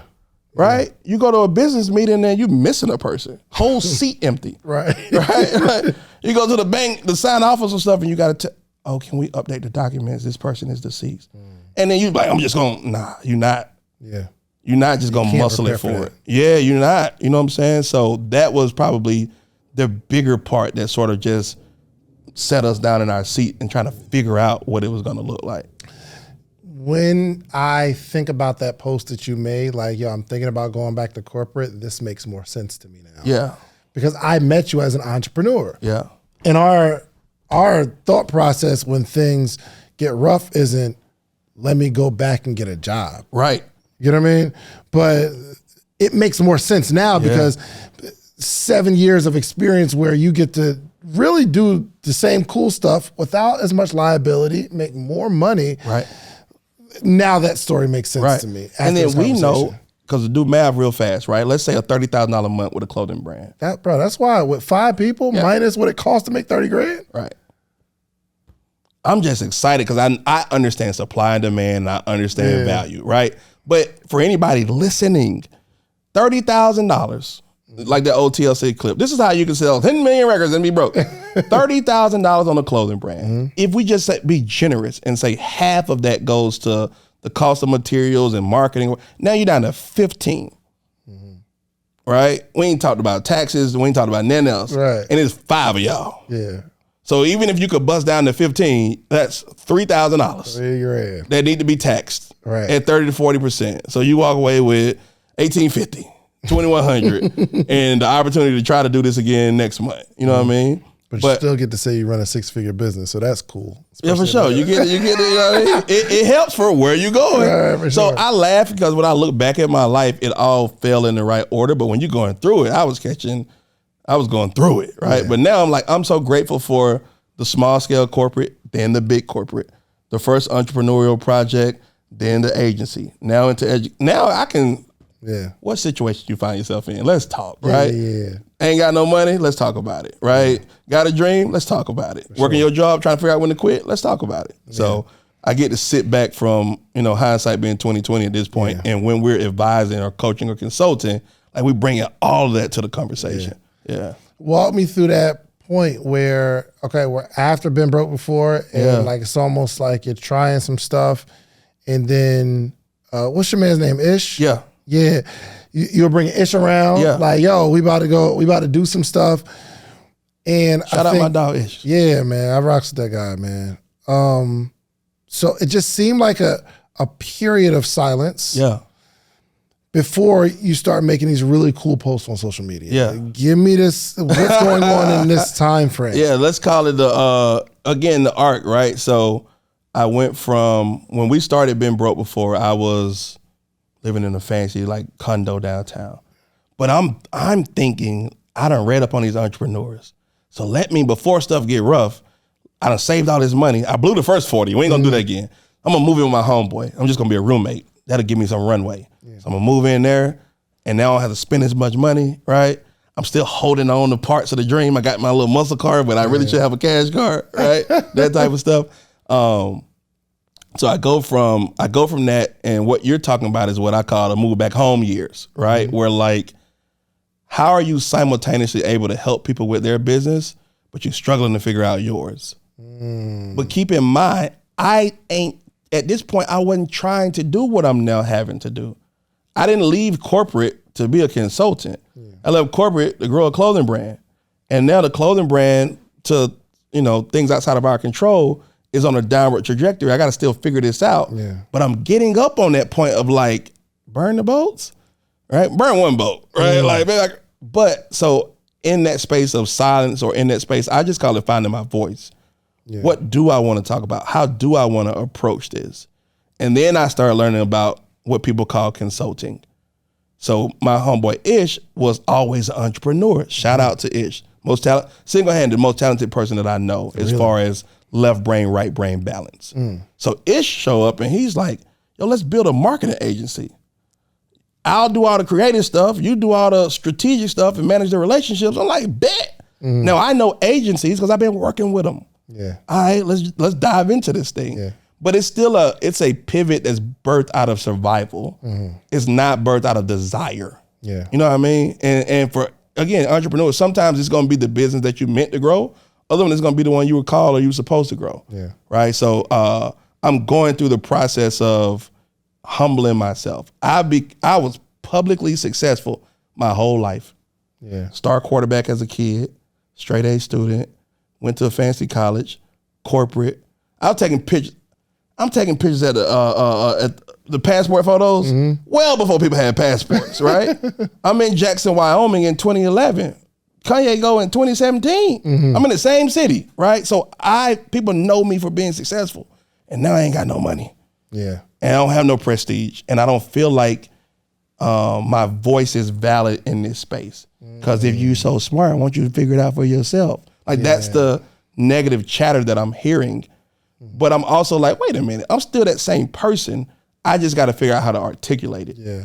And so then you just, from a social media side, the reason why I tell people to test, test the content, see what resonates, and pick the stuff that works. Yeah. And then make more of the stuff that works. Yeah.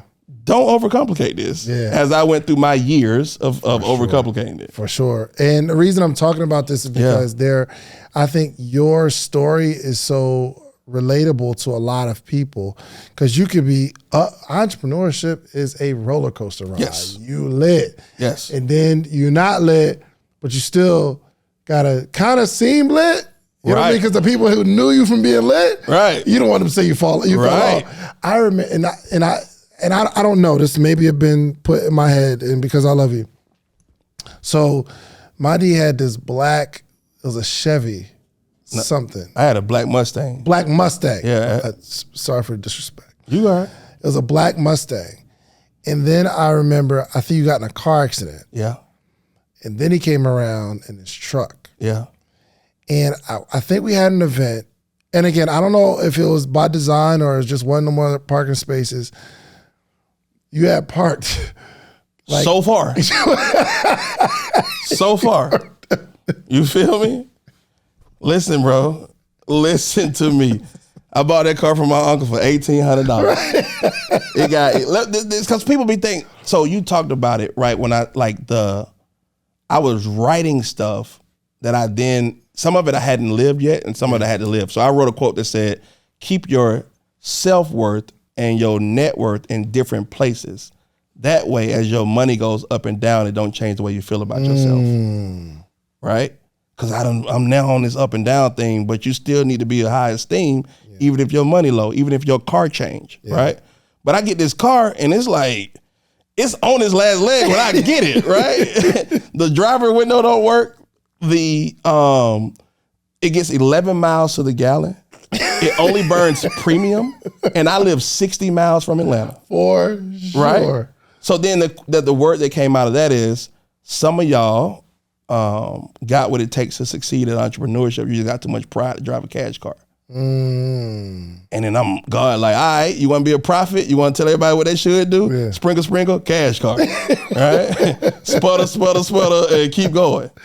Yeah, bro, I don't know why this story stuck in my mind. And I never said anything to you. No, you're good. And I couldn't even judge you because I think things were really rough for me at the moment. Yeah. I just didn't lose my car. Yeah. You know what I mean? Like you have struggles, right?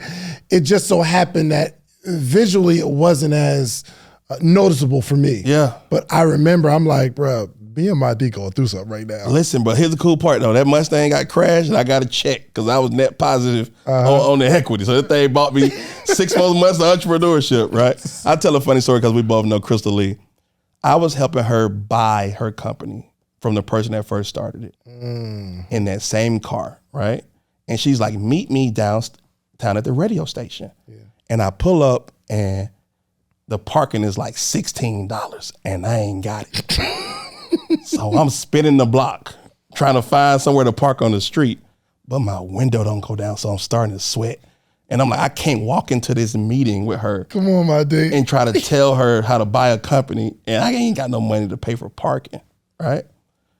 A parking spot opened up. I slapped that thing in park, jumped out, dust myself off. We go in the meeting, negotiate. She buy the company. I'm driving home. She don't know this story.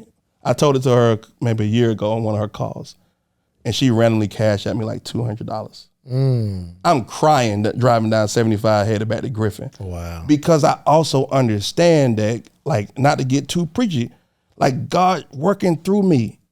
I had an unhealthy relationship with money. I was making so much of it, relatively speaking, so young. It was frivolous. Back when we just go and just $300 jeans, $500 jeans, let's do all that. Another round for everybody. And now it's like, let's see if who you say you are.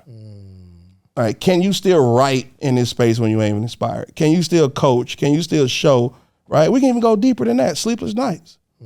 Your coaching program. Yes, sir. Bro, there was some days where you would be double booked. It was the best thing ever happened in my life. Because you double booked and you're like, hey, can you jump on this call at whatever? I'll cash app you. I'm like, Ish, we gonna eat today. I put together a whole presentation. I would show up for class. But I'm learning how to run a coaching community. Wow. And you like, here goes $75. And I'm like, bro, we up. Yeah, you know what's crazy, bro? Like, so I think I booked you to speak at like one of the events. And since that day, you were always just so appreciative. And I didn't it wasn't that much money. He was like, yo, he gave me my first opportunity to speak, or not opportunity, but my first paid gig or something like that. Sure. And even to this day, I couldn't understand why you were so grateful, because it wasn't that much money. Yeah. It might have been a few $100. It was about $400. I remember. It was about $400. Wow. But it wasn't, again, think about, like, so most people at our level now, they're excited to think about corporate partnerships. Man, call me. I know how to do all that part of my language, right? I can't wait for everybody to catch up to where I used to be. Yeah. But then I had to go walk the humble road to catch up to where y'all been through, right? It wasn't you thought you was gonna go from 6 figures over here to 6 figures over there without no trial, right? Well, all right. So I just had to go through that process. When I'm telling folks, money might not be your issue. Some people got an issue with being on time. Mm-hmm. And you're gonna lose a 6-figure contract because you're gonna show up to a meeting late. 100%. And then you're gonna learn that everybody not flexible with time, right? Other people like money issue, time issue, quality of work. Some people not even gonna give you no second chance. You're gonna send over that first draft and they're gonna be like, you don't get it. Yeah. Hey, look, we're gonna still pay you, but don't worry about it. You good. We'll get somebody else to do versions 2 and 3. Mm-hmm. So I always coach other entrepreneurs on, I don't know what you gotta conquer, but entrepreneurship gonna take you through it. 100%. And stick with it long enough and you'll come out on the other side and you'll be grateful for it. Because now I don't even really remember the hardships. Like, we laugh about them, but like, I ain't not ate in a long time. 100%. You know what I'm saying? So let's, like, moving forward to this, for the last few years, you've been just dominating in the social media space. And as you were starting to do this, did you understand that you were going to make money from this? Yeah. Because it was just really, really cool posts. And then you did something which was crazy. You had these amazing posts with these like themes. And it's almost like if I'm scrolling, I didn't have to see your name, but I knew it was you. Yeah. And then you took all the stuff off. Yeah. A few times. And I'm like, yo, why is he doing this? Yeah. But it keeps working for him. Yeah. Right? So in this like content creation space, did you know this was the path, or you're just being yourself?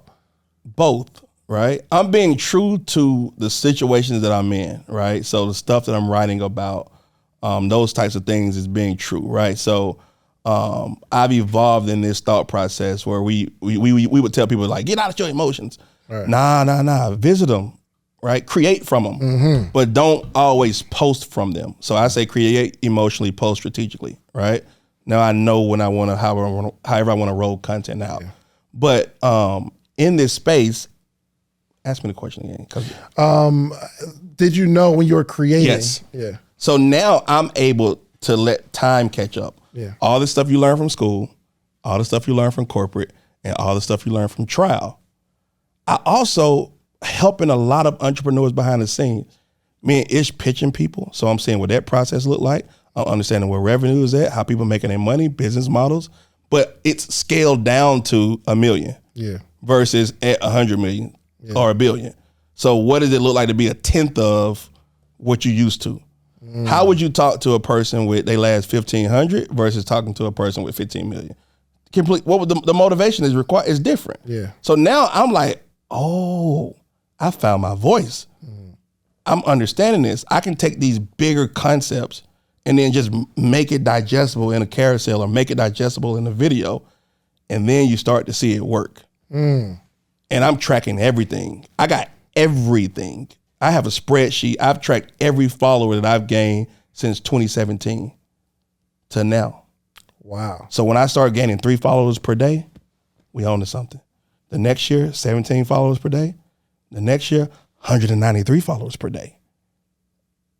What did I say? And when did I say it? And how many people reposted it? And why? And what did I say? And when did I say it? Remix it, flip it, ideate, switch it out, move this, change the hook, add the call to action here, move this to the middle, change the arc of the story to read this way, put the ending before the beginning. Right now, I'm in my marketing bag. Yeah. To the point where I mean this with all humility. If I want to, I can't miss. I'm fully locked in. Anybody's brand, any voice, any tone. Let's go. I understand the words that resonate with humans. It's just what product are we swapping out? Yeah. So the cool part is I get to just be me. And we get to talk about the evolution and the authentic and all other parts of it. Now, I didn't know what version of the business model would pop. Yeah. Right? So the marketing agency was dope, but we hit a problem that most agencies hit, which is, do you go and sign a new client and realize I don't have enough people to do the work? Yeah.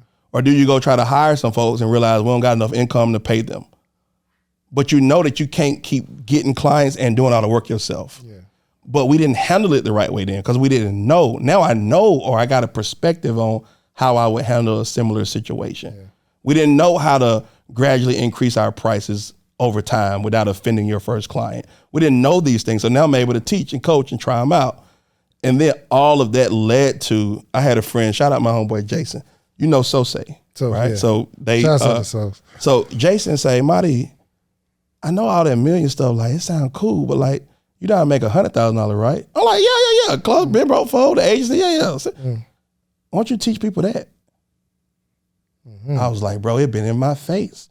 I'm so thinking about 100 million, 10 million, 40 million that like I don't fully understand that $82,000, $412,000, $609,000 will change a person's life if it comes at the right time. For sure. And I know exactly what to do to help them get to that level, right? And then out of that was birthed the coaching, the consulting, the books, the classes. But I'm still a student at hand. I had 32,000 followers before I ever taught a class on how to grow followers.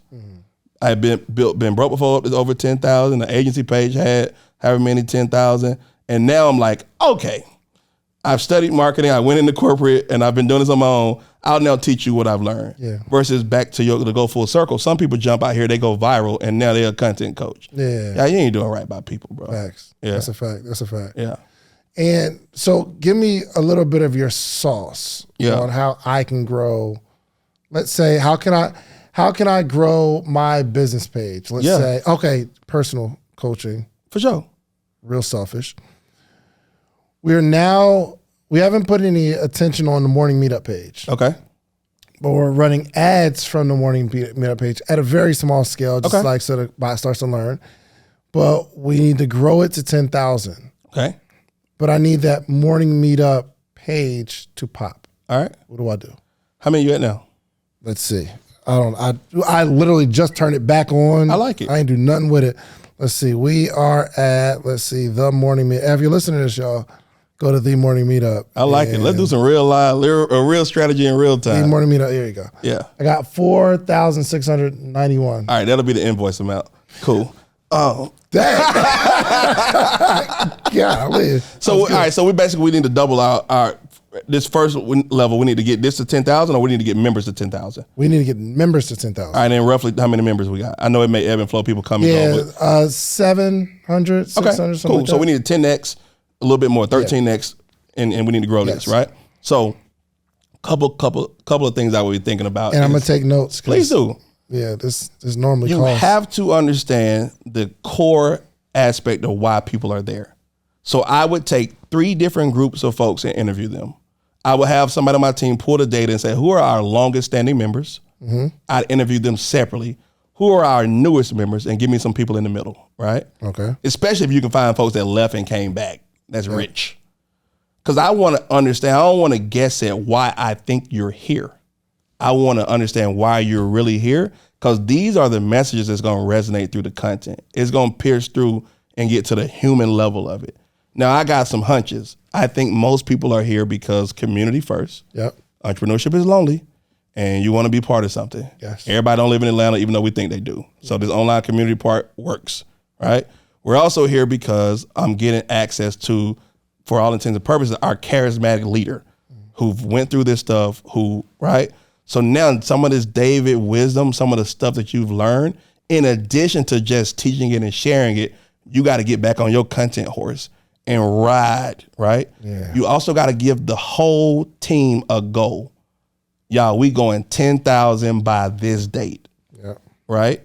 So that everybody understands where we're going, what the big vision is. And then I would come up with maybe like 3 marching orders on how we're going to get there. We're going to do A, we're going to do B, we're going to do C. I'd start or end every call with an update on how we're progressing against this. I put an incentive on all of the members. Let's just say up to the first 1,000, y'all going to be the founding 1,000. Y'all gonna be the core 1,000 that's gonna get us to 10.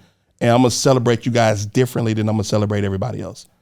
Cause you're here for a community. You're here for something bigger than just learning how to develop a funnel, right? So I wanna acknowledge that and make it a thing. Gotcha. And real quick, so I'm getting these 3 groups of people, the longest standing members, the newest members, and just some in the middle, right? Yep. And I guess the longest standing members, I'm asking them, why have you been here? Why did you join? Why are you still here? Newest members, why did you join? No, no, the old people, why did you join? Because you might find out that they joined for, how long has it been running? 2017. Yeah, so we 5-6 years in. Am I true to why you joined? Yeah. Right? Do I want to be?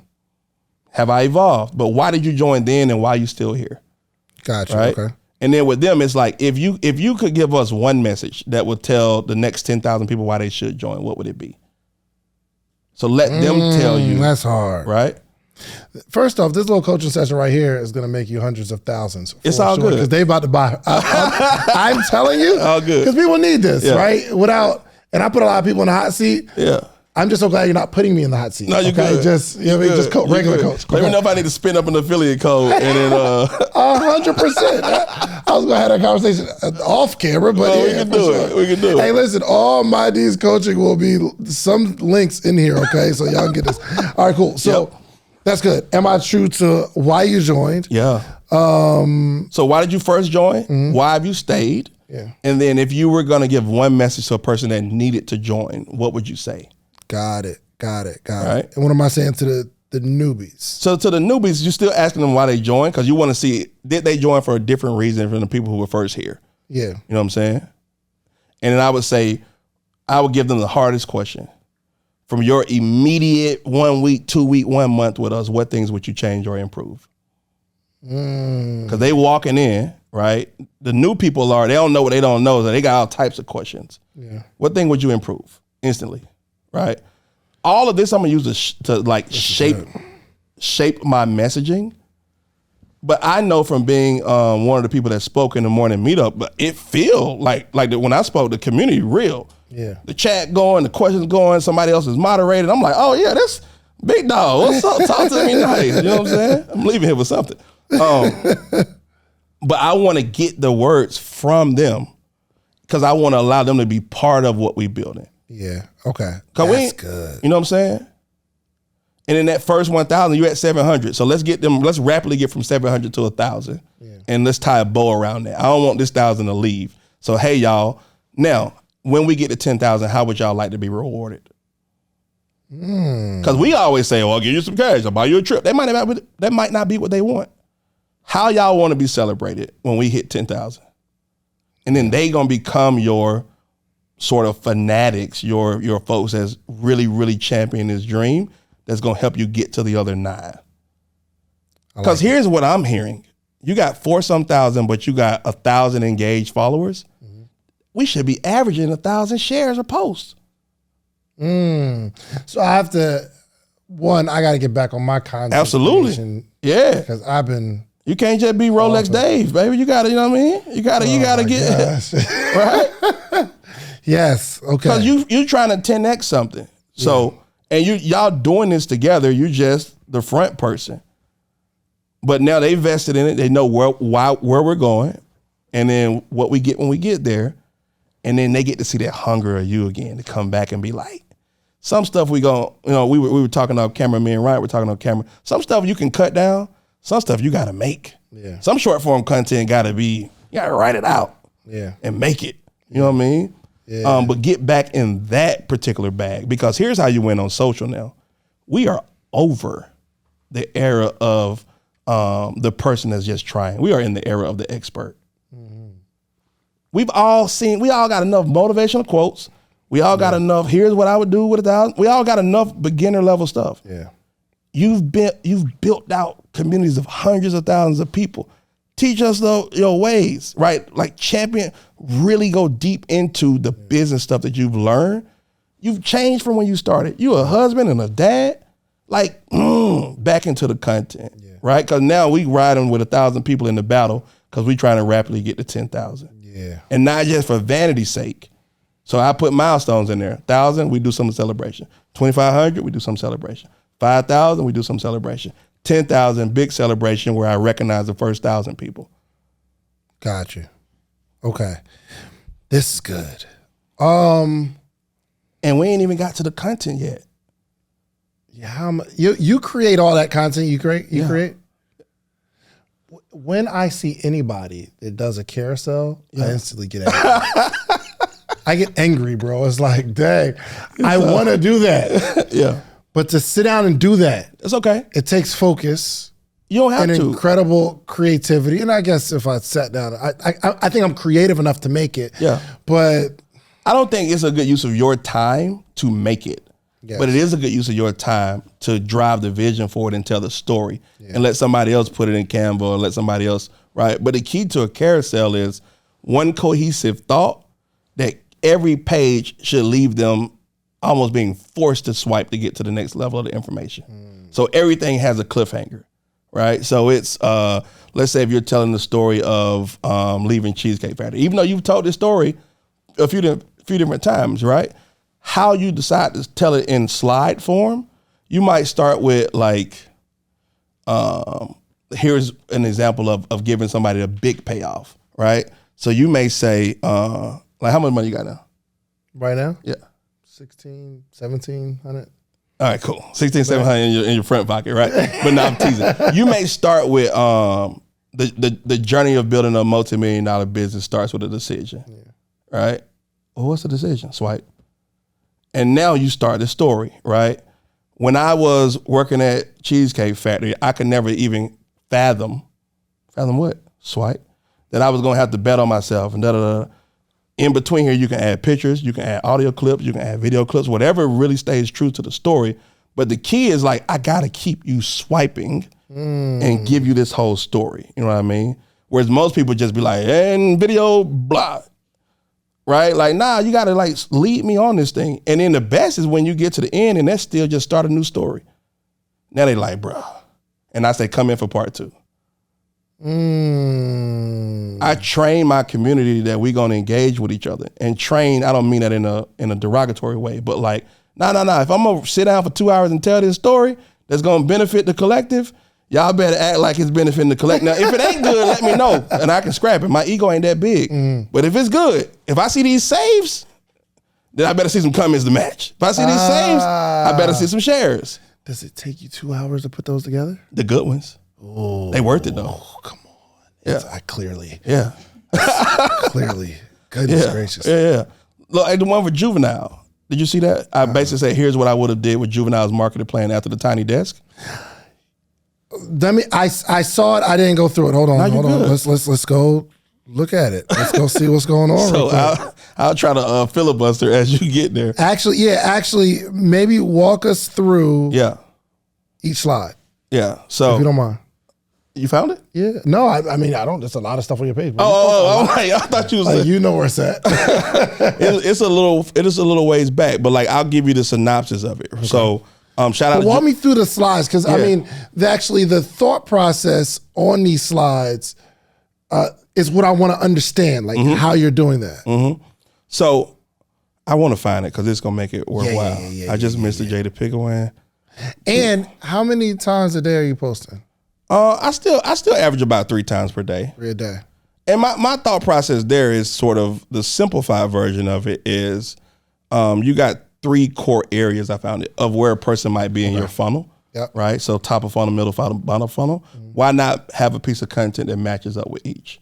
Because when you get to our level where you got hundreds of thousands of people, nobody's all ready to buy at the same time. Yeah. So don't shortchange the folks who just found you by selling. Yeah. Still introduce, who are you? How you got here? Right? And then the people that's already know that story, they like, oh man, I remember it was the one by Cumberland Mall, right? So they still re-engage, but like try to hit those different groups. Now, when you're just starting, you may need to put more top of funnel content out because you're trying to grow followers more than you're trying to make sales. Yeah. I would say one of the biggest things I see entrepreneurs fall short is they try to monetize too soon without having a predictable revenue system.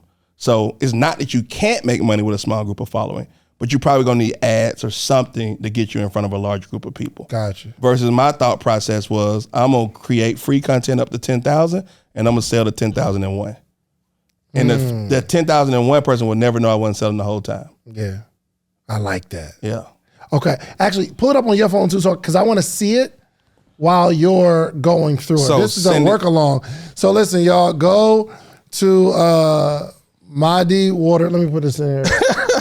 MahdiWoodard. I'm sure it popped up a bunch on this episode.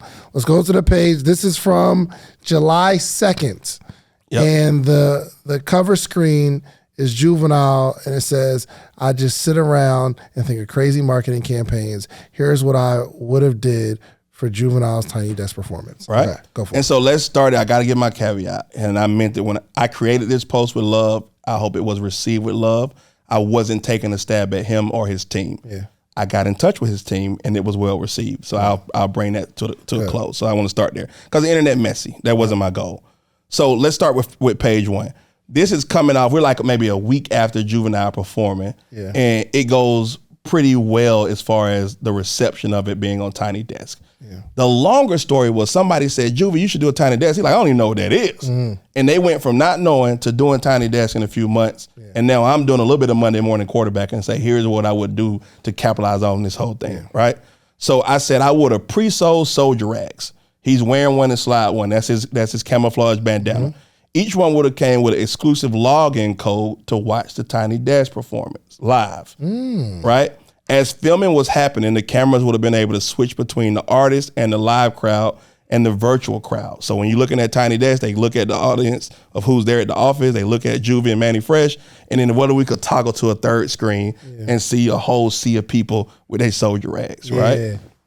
Cool. Now, but you're saying from a marketing perspective, you know you're going on Tiny Desk a month in advance. Correct. You're saying, hey, producers. Yes. I got another feed I need you to go. Correct. And then in this whole time, I'm selling the rags. Correct. And I'm promoting that I'm going to be on this day. Correct. Got it. Now, I don't know enough information to know if this is feasible. The producers might say we ain't doing none of that, but that's not how we're approaching it. We're approaching it as if we got the ability to do the stuff, right? Sure. So from there, I said that's not. So here's how I talk about the cliffhangers, right? So here on slide one, here's what I would have did with Juvenile's Tiny Desk performance. The ... lets you know I'm going to tell this story. Yeah. Now I tell you the soldier rags. You might thought that was cool, but I say, but that ain't the genius part. Because you got to find out the genius part. What's the genius part? Yeah.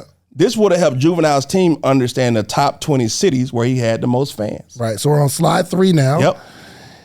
And is the amount of, is this because you're giving a lot of information, so you have to put a lot in each slide, or is a lot in each slide strategic? Nah, do whatever required for the story. Got it. So some stuff need to be short, some stuff need to be long. Got it. Yep. Okay.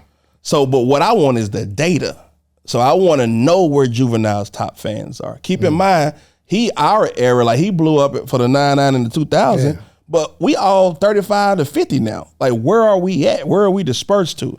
Let's pre-sell these soldier rags just as a proxy to figure out y'all in Memphis, South Florida, Houston, whatever, right? I would have then organized a series of smaller room tours for each of those cities based on the data of where the soldier rags actually sold at, right? I hit the major radio stations and podcasts in each city to increase demand. I'm coming to Atlanta, I'm going to Social Proof. Absolutely, I'm gonna be here, right? The original purchasers of the soldier rags would get priority pricing and tickets on the VIP experience. I'm purposely keeping the demand small because I want to sell out each one of these small cities. Not that he's not, somebody was like, he could sell out. That ain't the point of this. We're playing off of the Tiny Desk experience. He can still go to State Farm, but we can also do this at 6,000 seat venue or 1,000 seat venue, depending on what we're going for, right? Now, at each stop, I would have had next slide. Yep. Page 4. I'm sorry, page 4. At each stop, so we're going to his top 20 cities, I would have had exclusive merch, signed vinyls, and other memorabilia that loyal fans could purchase. But I purposely keep it limited, right? So you go here, we got 100 of these shirts only for the Atlanta stop. We got 200 only for New Orleans, right? I want to create this FOMO so that a person says, I ain't finna miss this thing again, right? Slide 5. Now follow me. Each of the 20 cities would have basically had their custom Juvenile performance and custom merch pack. So the Atlanta experience is different from Houston, is different from Dallas. And we would also build your email list of thousands of people who were not able to purchase, but we still got their data now because they went to the site, they entered their website, and we sold out. They went to the site, they entered the website, we got 8 shirts left, but we get in the data, right? So those people who couldn't purchase because everything would have been sold out, but I still get their data. Now go to slide 6. Get a little lengthy, right? Mm-hmm. But because he actually cares about his fans, he can then follow up with an exclusive online only to recapture some of that demand. So let's say I had a blue shirt in Atlanta. Atlanta sold out. I can still come back with a general red shirt and put that online. You just don't get the blue one. You know what I mean? Especially once I know how much demand it is. Let's say if 10,000 people signed up, how many shirts would you print? I mean, at least 10,000. You feel me? Right. Okay. And right after the thousands of people were happy with their customized experiences, I would tour those cities again. So now I go from small scale, build the FOMO, build the demand, understand where they are. Now I'll come back and recapture all that revenue that I lost the first go round, right? And I slowly increase the capacity at each stop as I go from city to city based on registration data. Now we're not guessing at what venue. Because nobody want to come out and it's half sold. Yeah, I know I got more fans in Houston than Atlanta, so we're gonna do a bigger venue in Houston than Atlanta. But I'm using the science, right? And this whole process is data gathering, yes, so that you're making informed decisions as to what to do. That's so good, right? Slide 7. Now we start to add in the multiplier effect because he has a partnership with a beverage company. I would have had them sponsor it, right? I get the merch sponsored by a clothing, somebody with a print shop or you're Juvenile. You one of the pound for pound top rap artists of our era, right? Let's leverage this stuff. But I would have had a documentary team traveling with him from city to city, capturing the events and interviewing his life in between each stop, right? Yep. Slide 8. I record each song from the live performances and release an exclusive live album for his most loyal fans. Goodness gracious, Mahdi. I got to tell you how the results This is incredible. Yep. And after hitting every major city and collecting data on all the top fans, I'd invite them all to New Orleans for a block party where he'd do the 25th anniversary celebration of 400 Degrees, which was his top album. Block party. It dropped in 98. So now I done went to 20 cities, built some buzz, spent the block, came twice. And now at the end of 2023, I'm inviting everybody to my hometown. We finna have an old school New Orleans. Shut the city down. We finna shut the city down, right? This is fire. Slide 9. And to add icing on the cake, I would have taken a play out of Beyonce's playbook and licensed this entire thing to Netflix for worldwide distribution. I got the documentary as he go from show to show. I got the recording of the live album, and now I got this block party that you can't. You know that thing when DMX walks out on stage. Yeah. I got that in my hometown as the licensed sort of juvenile experience to a Netflix, to an Amazon, to a Hulu, or whoever else. And now this would ensure that all the fans around the world could get that feel of the OG who took over for the 99 and the 2000. I love it. Right? And I said, our pioneers deserve to receive their flowers while they can still smell them. Shout out to Kanye for that. Shout out to Juvie, Manny Fresh, and the entire team for giving us a tiny desk to remember. All right. Incredible. Yep. I see the original post of, after watching the performance, and you actually tagged him. Yep. And then you have an update that says, I was able to connect with his team, and we had a very pleasant introductory conversation. Thanks for all who made that happen. Now let's all watch and rewatch the performance and push those streams up. Okay. So their team reach out to you. Yeah. And what happens? So everybody's tagging, right? Yeah. Even though I'm like, it's all love, it's all good. They tagging him. Some people know his manager. They tagging them. They like, y'all need to see this. Y'all need to do this. And I'm just saying, like, I just do this for fun. Yeah. But if anything here is usable or of value, by all means, please use it, right? So someone DMs me that I know, and they're like, hey, I know his management team. Are you okay if I connect you? Sure. I connected with her and I said, listen, the first thing I want to be very clear is I'm not taking a shot at y'all. Yeah.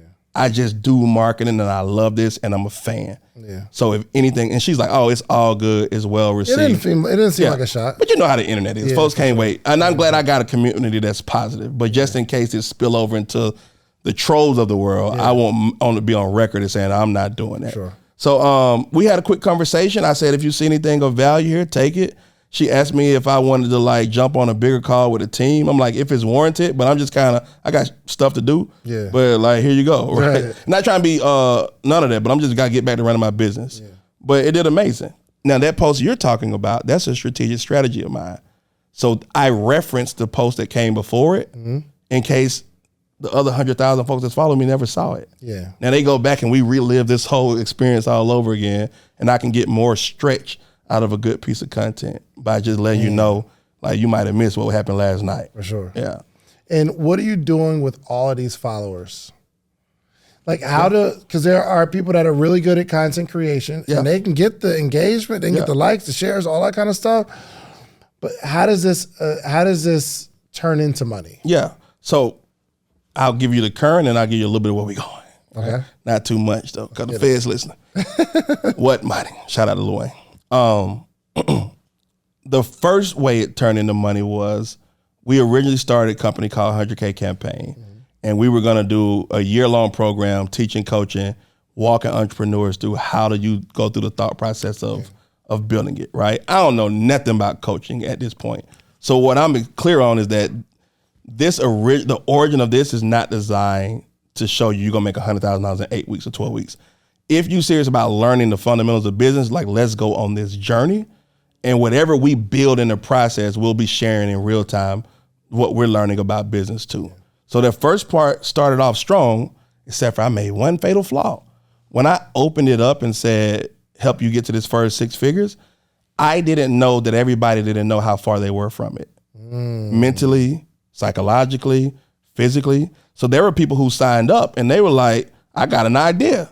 Somebody else is like, I plateaued at 80,000. Well, an idea and 80,000, y'all are in completely different places, right? You've already burned the boats and you over here like, I ain't finna do this no time soon. I just want to see what's going on around here. But I took a group of people. It was about 100 or so folks that first year just in that private community. But I quickly was like, I don't want to keep growing this and throwing sort of good after bad. Like, let me coach y'all because I promise y'all I'll do that. But let me find a different way to teach. And so out of that came what I call classes. People still call courses, forgive me. The difference for me is the class should be able to be consumed in one sitting. A course is a lot of classes, call them modules, but like a lot of lessons. So the first like major revenue stream came from that and it exploded. And I was like, oh, there's demand outside of, everybody don't want to be in a 12-week program. Some people want to learn reels, learn carousels, learn whatever, and sort of get it going. Got it. So that was a starting point. Now we're coming full circle to where we began. The bigger part and where I'm going now with the team, I look at what's broken in information, coaching, whatever else. One, nobody wants to put a fork in the road and say, this is my promise. Two, you don't know how to vet who's good, who should you be listening to, who should you be purchasing from.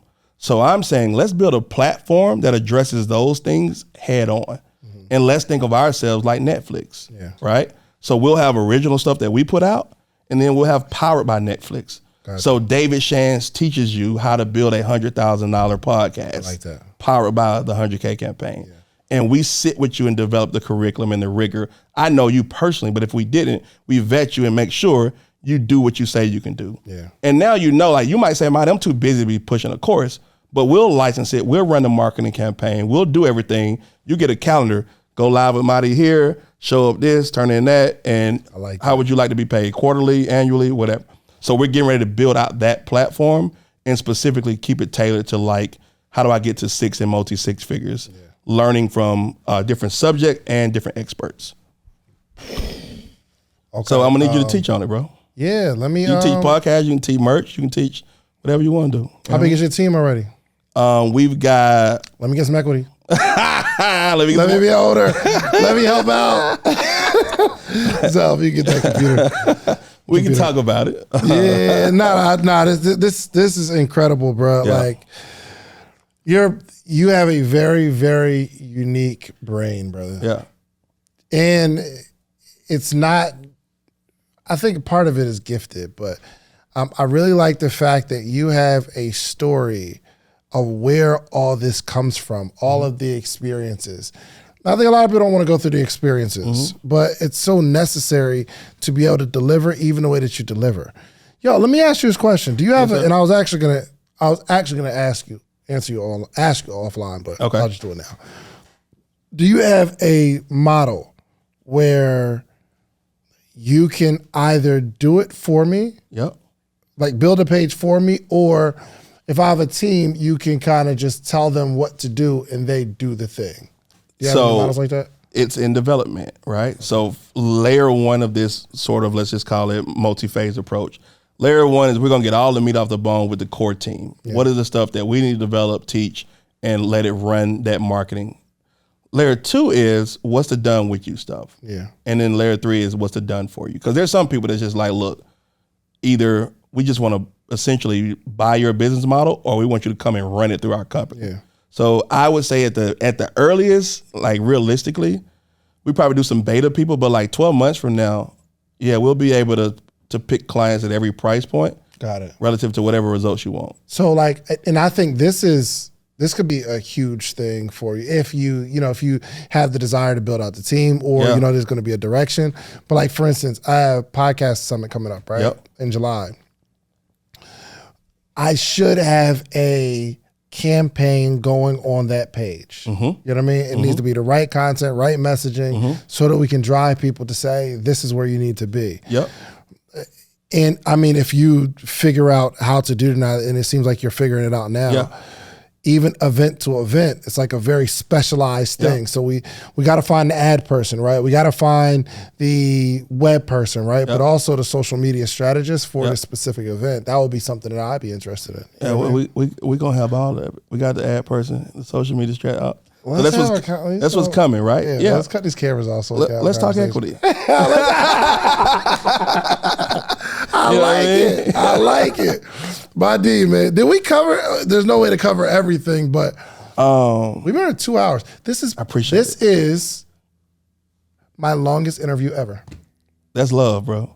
My hope is still the same. Yeah. I hope that on a personal level, it was valuable for you. And on a listening level, that like you asking a lot of a person for 2 years of their life. 2 hours of their life. Yeah.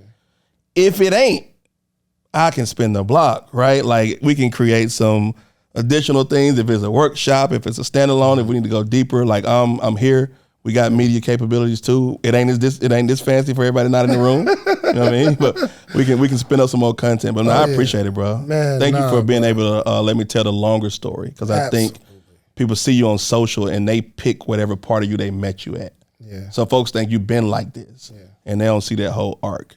Bro, after this, I'm telling you, you have 100 podcasts reaching out. Man, it's dope. Whole 100. That's love.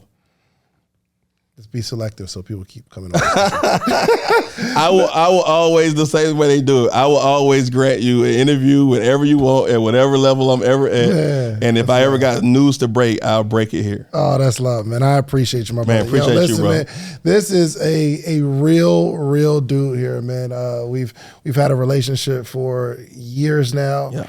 And we never like lost touch. I don't think anything ever got weird. It's just you've been a genuine person, and hopefully, likewise, I can always be a genuine person in front of you as well. So please let everybody know how to connect with you, and also just close us out with a word of wisdom. Oh, last thing. What's up? Because I'm sure I asked you that. Maybe I asked you this. Maybe, and I gotta go look at the first interview. But I was asking this question, where do you see yourself in the next 5 years? Because 5 years ago, I wanted to be able to watch it 5 years later. That's dope. And say, yo, this person accomplished it, or they pivoted, or whatever. That's dope. What do you see yourself accomplishing 5 years from today? Ooh. So I did the interview 3 years ago. I was at 103. Yeah, it was 3 years. It was 2020, around Thanksgiving. I was at 100,000. It was about 100,000. Now I'm about 250. So we still growing. But 5 years from now, this company that we're talking about, I expect it to be the #1 online education company for entrepreneurs. I expect you to be able to come here, type in your current situation, and we create a customized learning path of real people that's vetted to take you through this, right? That's where I expect the business to be. I definitely expect to have probably started, bought and sold a company. Like we're looking at the entire suite of things. Because it's way bigger than classes and courses and that type of stuff. And then on the personal front, man, I expect to be institutionalizing. What I mean by that is, can we create a system that recreates this? So whether it be a high school scholarship program or a college in the corporate or a corporate into entrepreneurship, it better be bigger than me. Yeah. And it better not just be me out front with some pom-poms saying you can do it. Now, you need to be able to go through something, get funding, and get your idea off the ground. Yeah.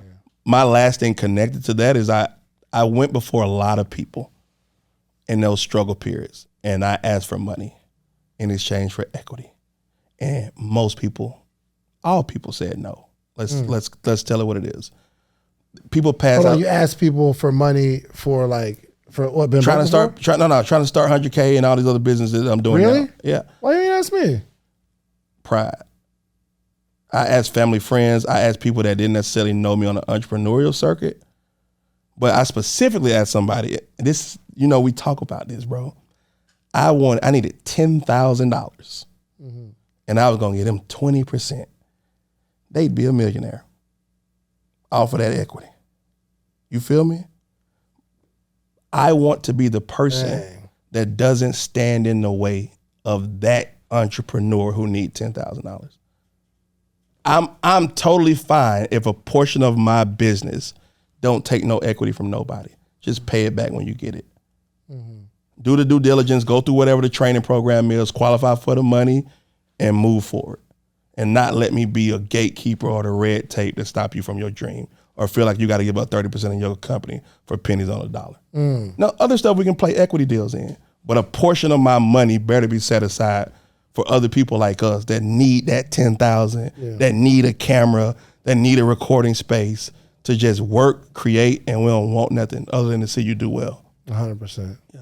Beautiful, man. Listen, man, let everybody know how to connect with you. I'm sure we'll have some links below. But yeah, let everybody know how to connect with you, how they can support you. Yeah. And I'll also close this out with a word of wisdom. Man, I appreciate it. So Mahdi Woodard, MAHDI WOODARD on all platforms. I'm most active on Instagram as well as 100K campaign. So numbers 100K campaign. If you want to see what a brand relaunch looks like, follow 100K campaign over the next 12 months and see what we're about to pull off. The team is in place. The strategy makes sense. It's just time to execute. Yeah. Last piece, if I had to leave any word, I would just say consistency trumps creativity every day of the week. A lot of us get lost. Our ideas are so vivid that since we can't bring it to life the entire way we see it, we don't do any of it, right? We can't do the photo shoot with the smoke, so we don't do the photo shoot at all. Yeah. But just consistency, some level of forward progress every day will trump these moonshots of just one post go viral. Yeah. How about just 100 posts just bring in 10 followers? You're gonna get a bigger impact than that one thing that goes viral. Right. And I think that's all areas of life. Just keep the sort of, in football, we call it the blocking and tackling. And, that's how you do it, man. Other than that, like, the hard times don't last that long. Yeah. They feel like when you're in it. Oh, man. Right? But like you said, now I'm at the level where you can't even offer me a job. I can't go back to corporate. Yeah. You know what I mean? Yeah. And thank God that car got me through it, cause baby. But I appreciate it, bro. Thank you again for the opportunity. Yeah. I look good. I hope to make good on that 5-year promise. Yeah. And then the other stuff that I said as far as building what we do, like I'm serious about that, bro. So Thank you. Hey, man, if you're doing that 10K equity play, just let me know. Y'all listen, man, make sure y'all, thank you so much, Mahdi. I appreciate you. And I'm saying thank you on behalf of everybody here that's watching this 2-hour conversation. Wow. And their life is about to change when they implement not only just the strategies and the tactics, but there are some people that are in the position that you were in. Yeah. You just gave them hope, and they found somebody they can identify with. So I thank you on behalf of all the Social Proof listeners, man. And make sure y'all do yourself a favor, support Mahdi. Listen, he is a teacher, okay? You understand? Some people are good at what they do, and some people aren't that good at what they do, but they can teach it really good. It's very rare to find somebody who's really good at what they do and they can teach it in a way that gets results for other people. And Mahdi is one of these people, okay? So make sure you go support him. And lastly, do yourself a favor. Go get you some social proof, meaning go build something. Wow. Build it really, really big, but it's your responsibility to come back to your community and teach them how you did what you did, okay? It's the only way our community grows. Like, subscribe, share this with somebody. All right, we out here. Peace. Appreciate it. My brother, thank you, man. Absolutely, man. If you like the video that you just watched, click this one. You're going to like this one, maybe even more. Click it right now.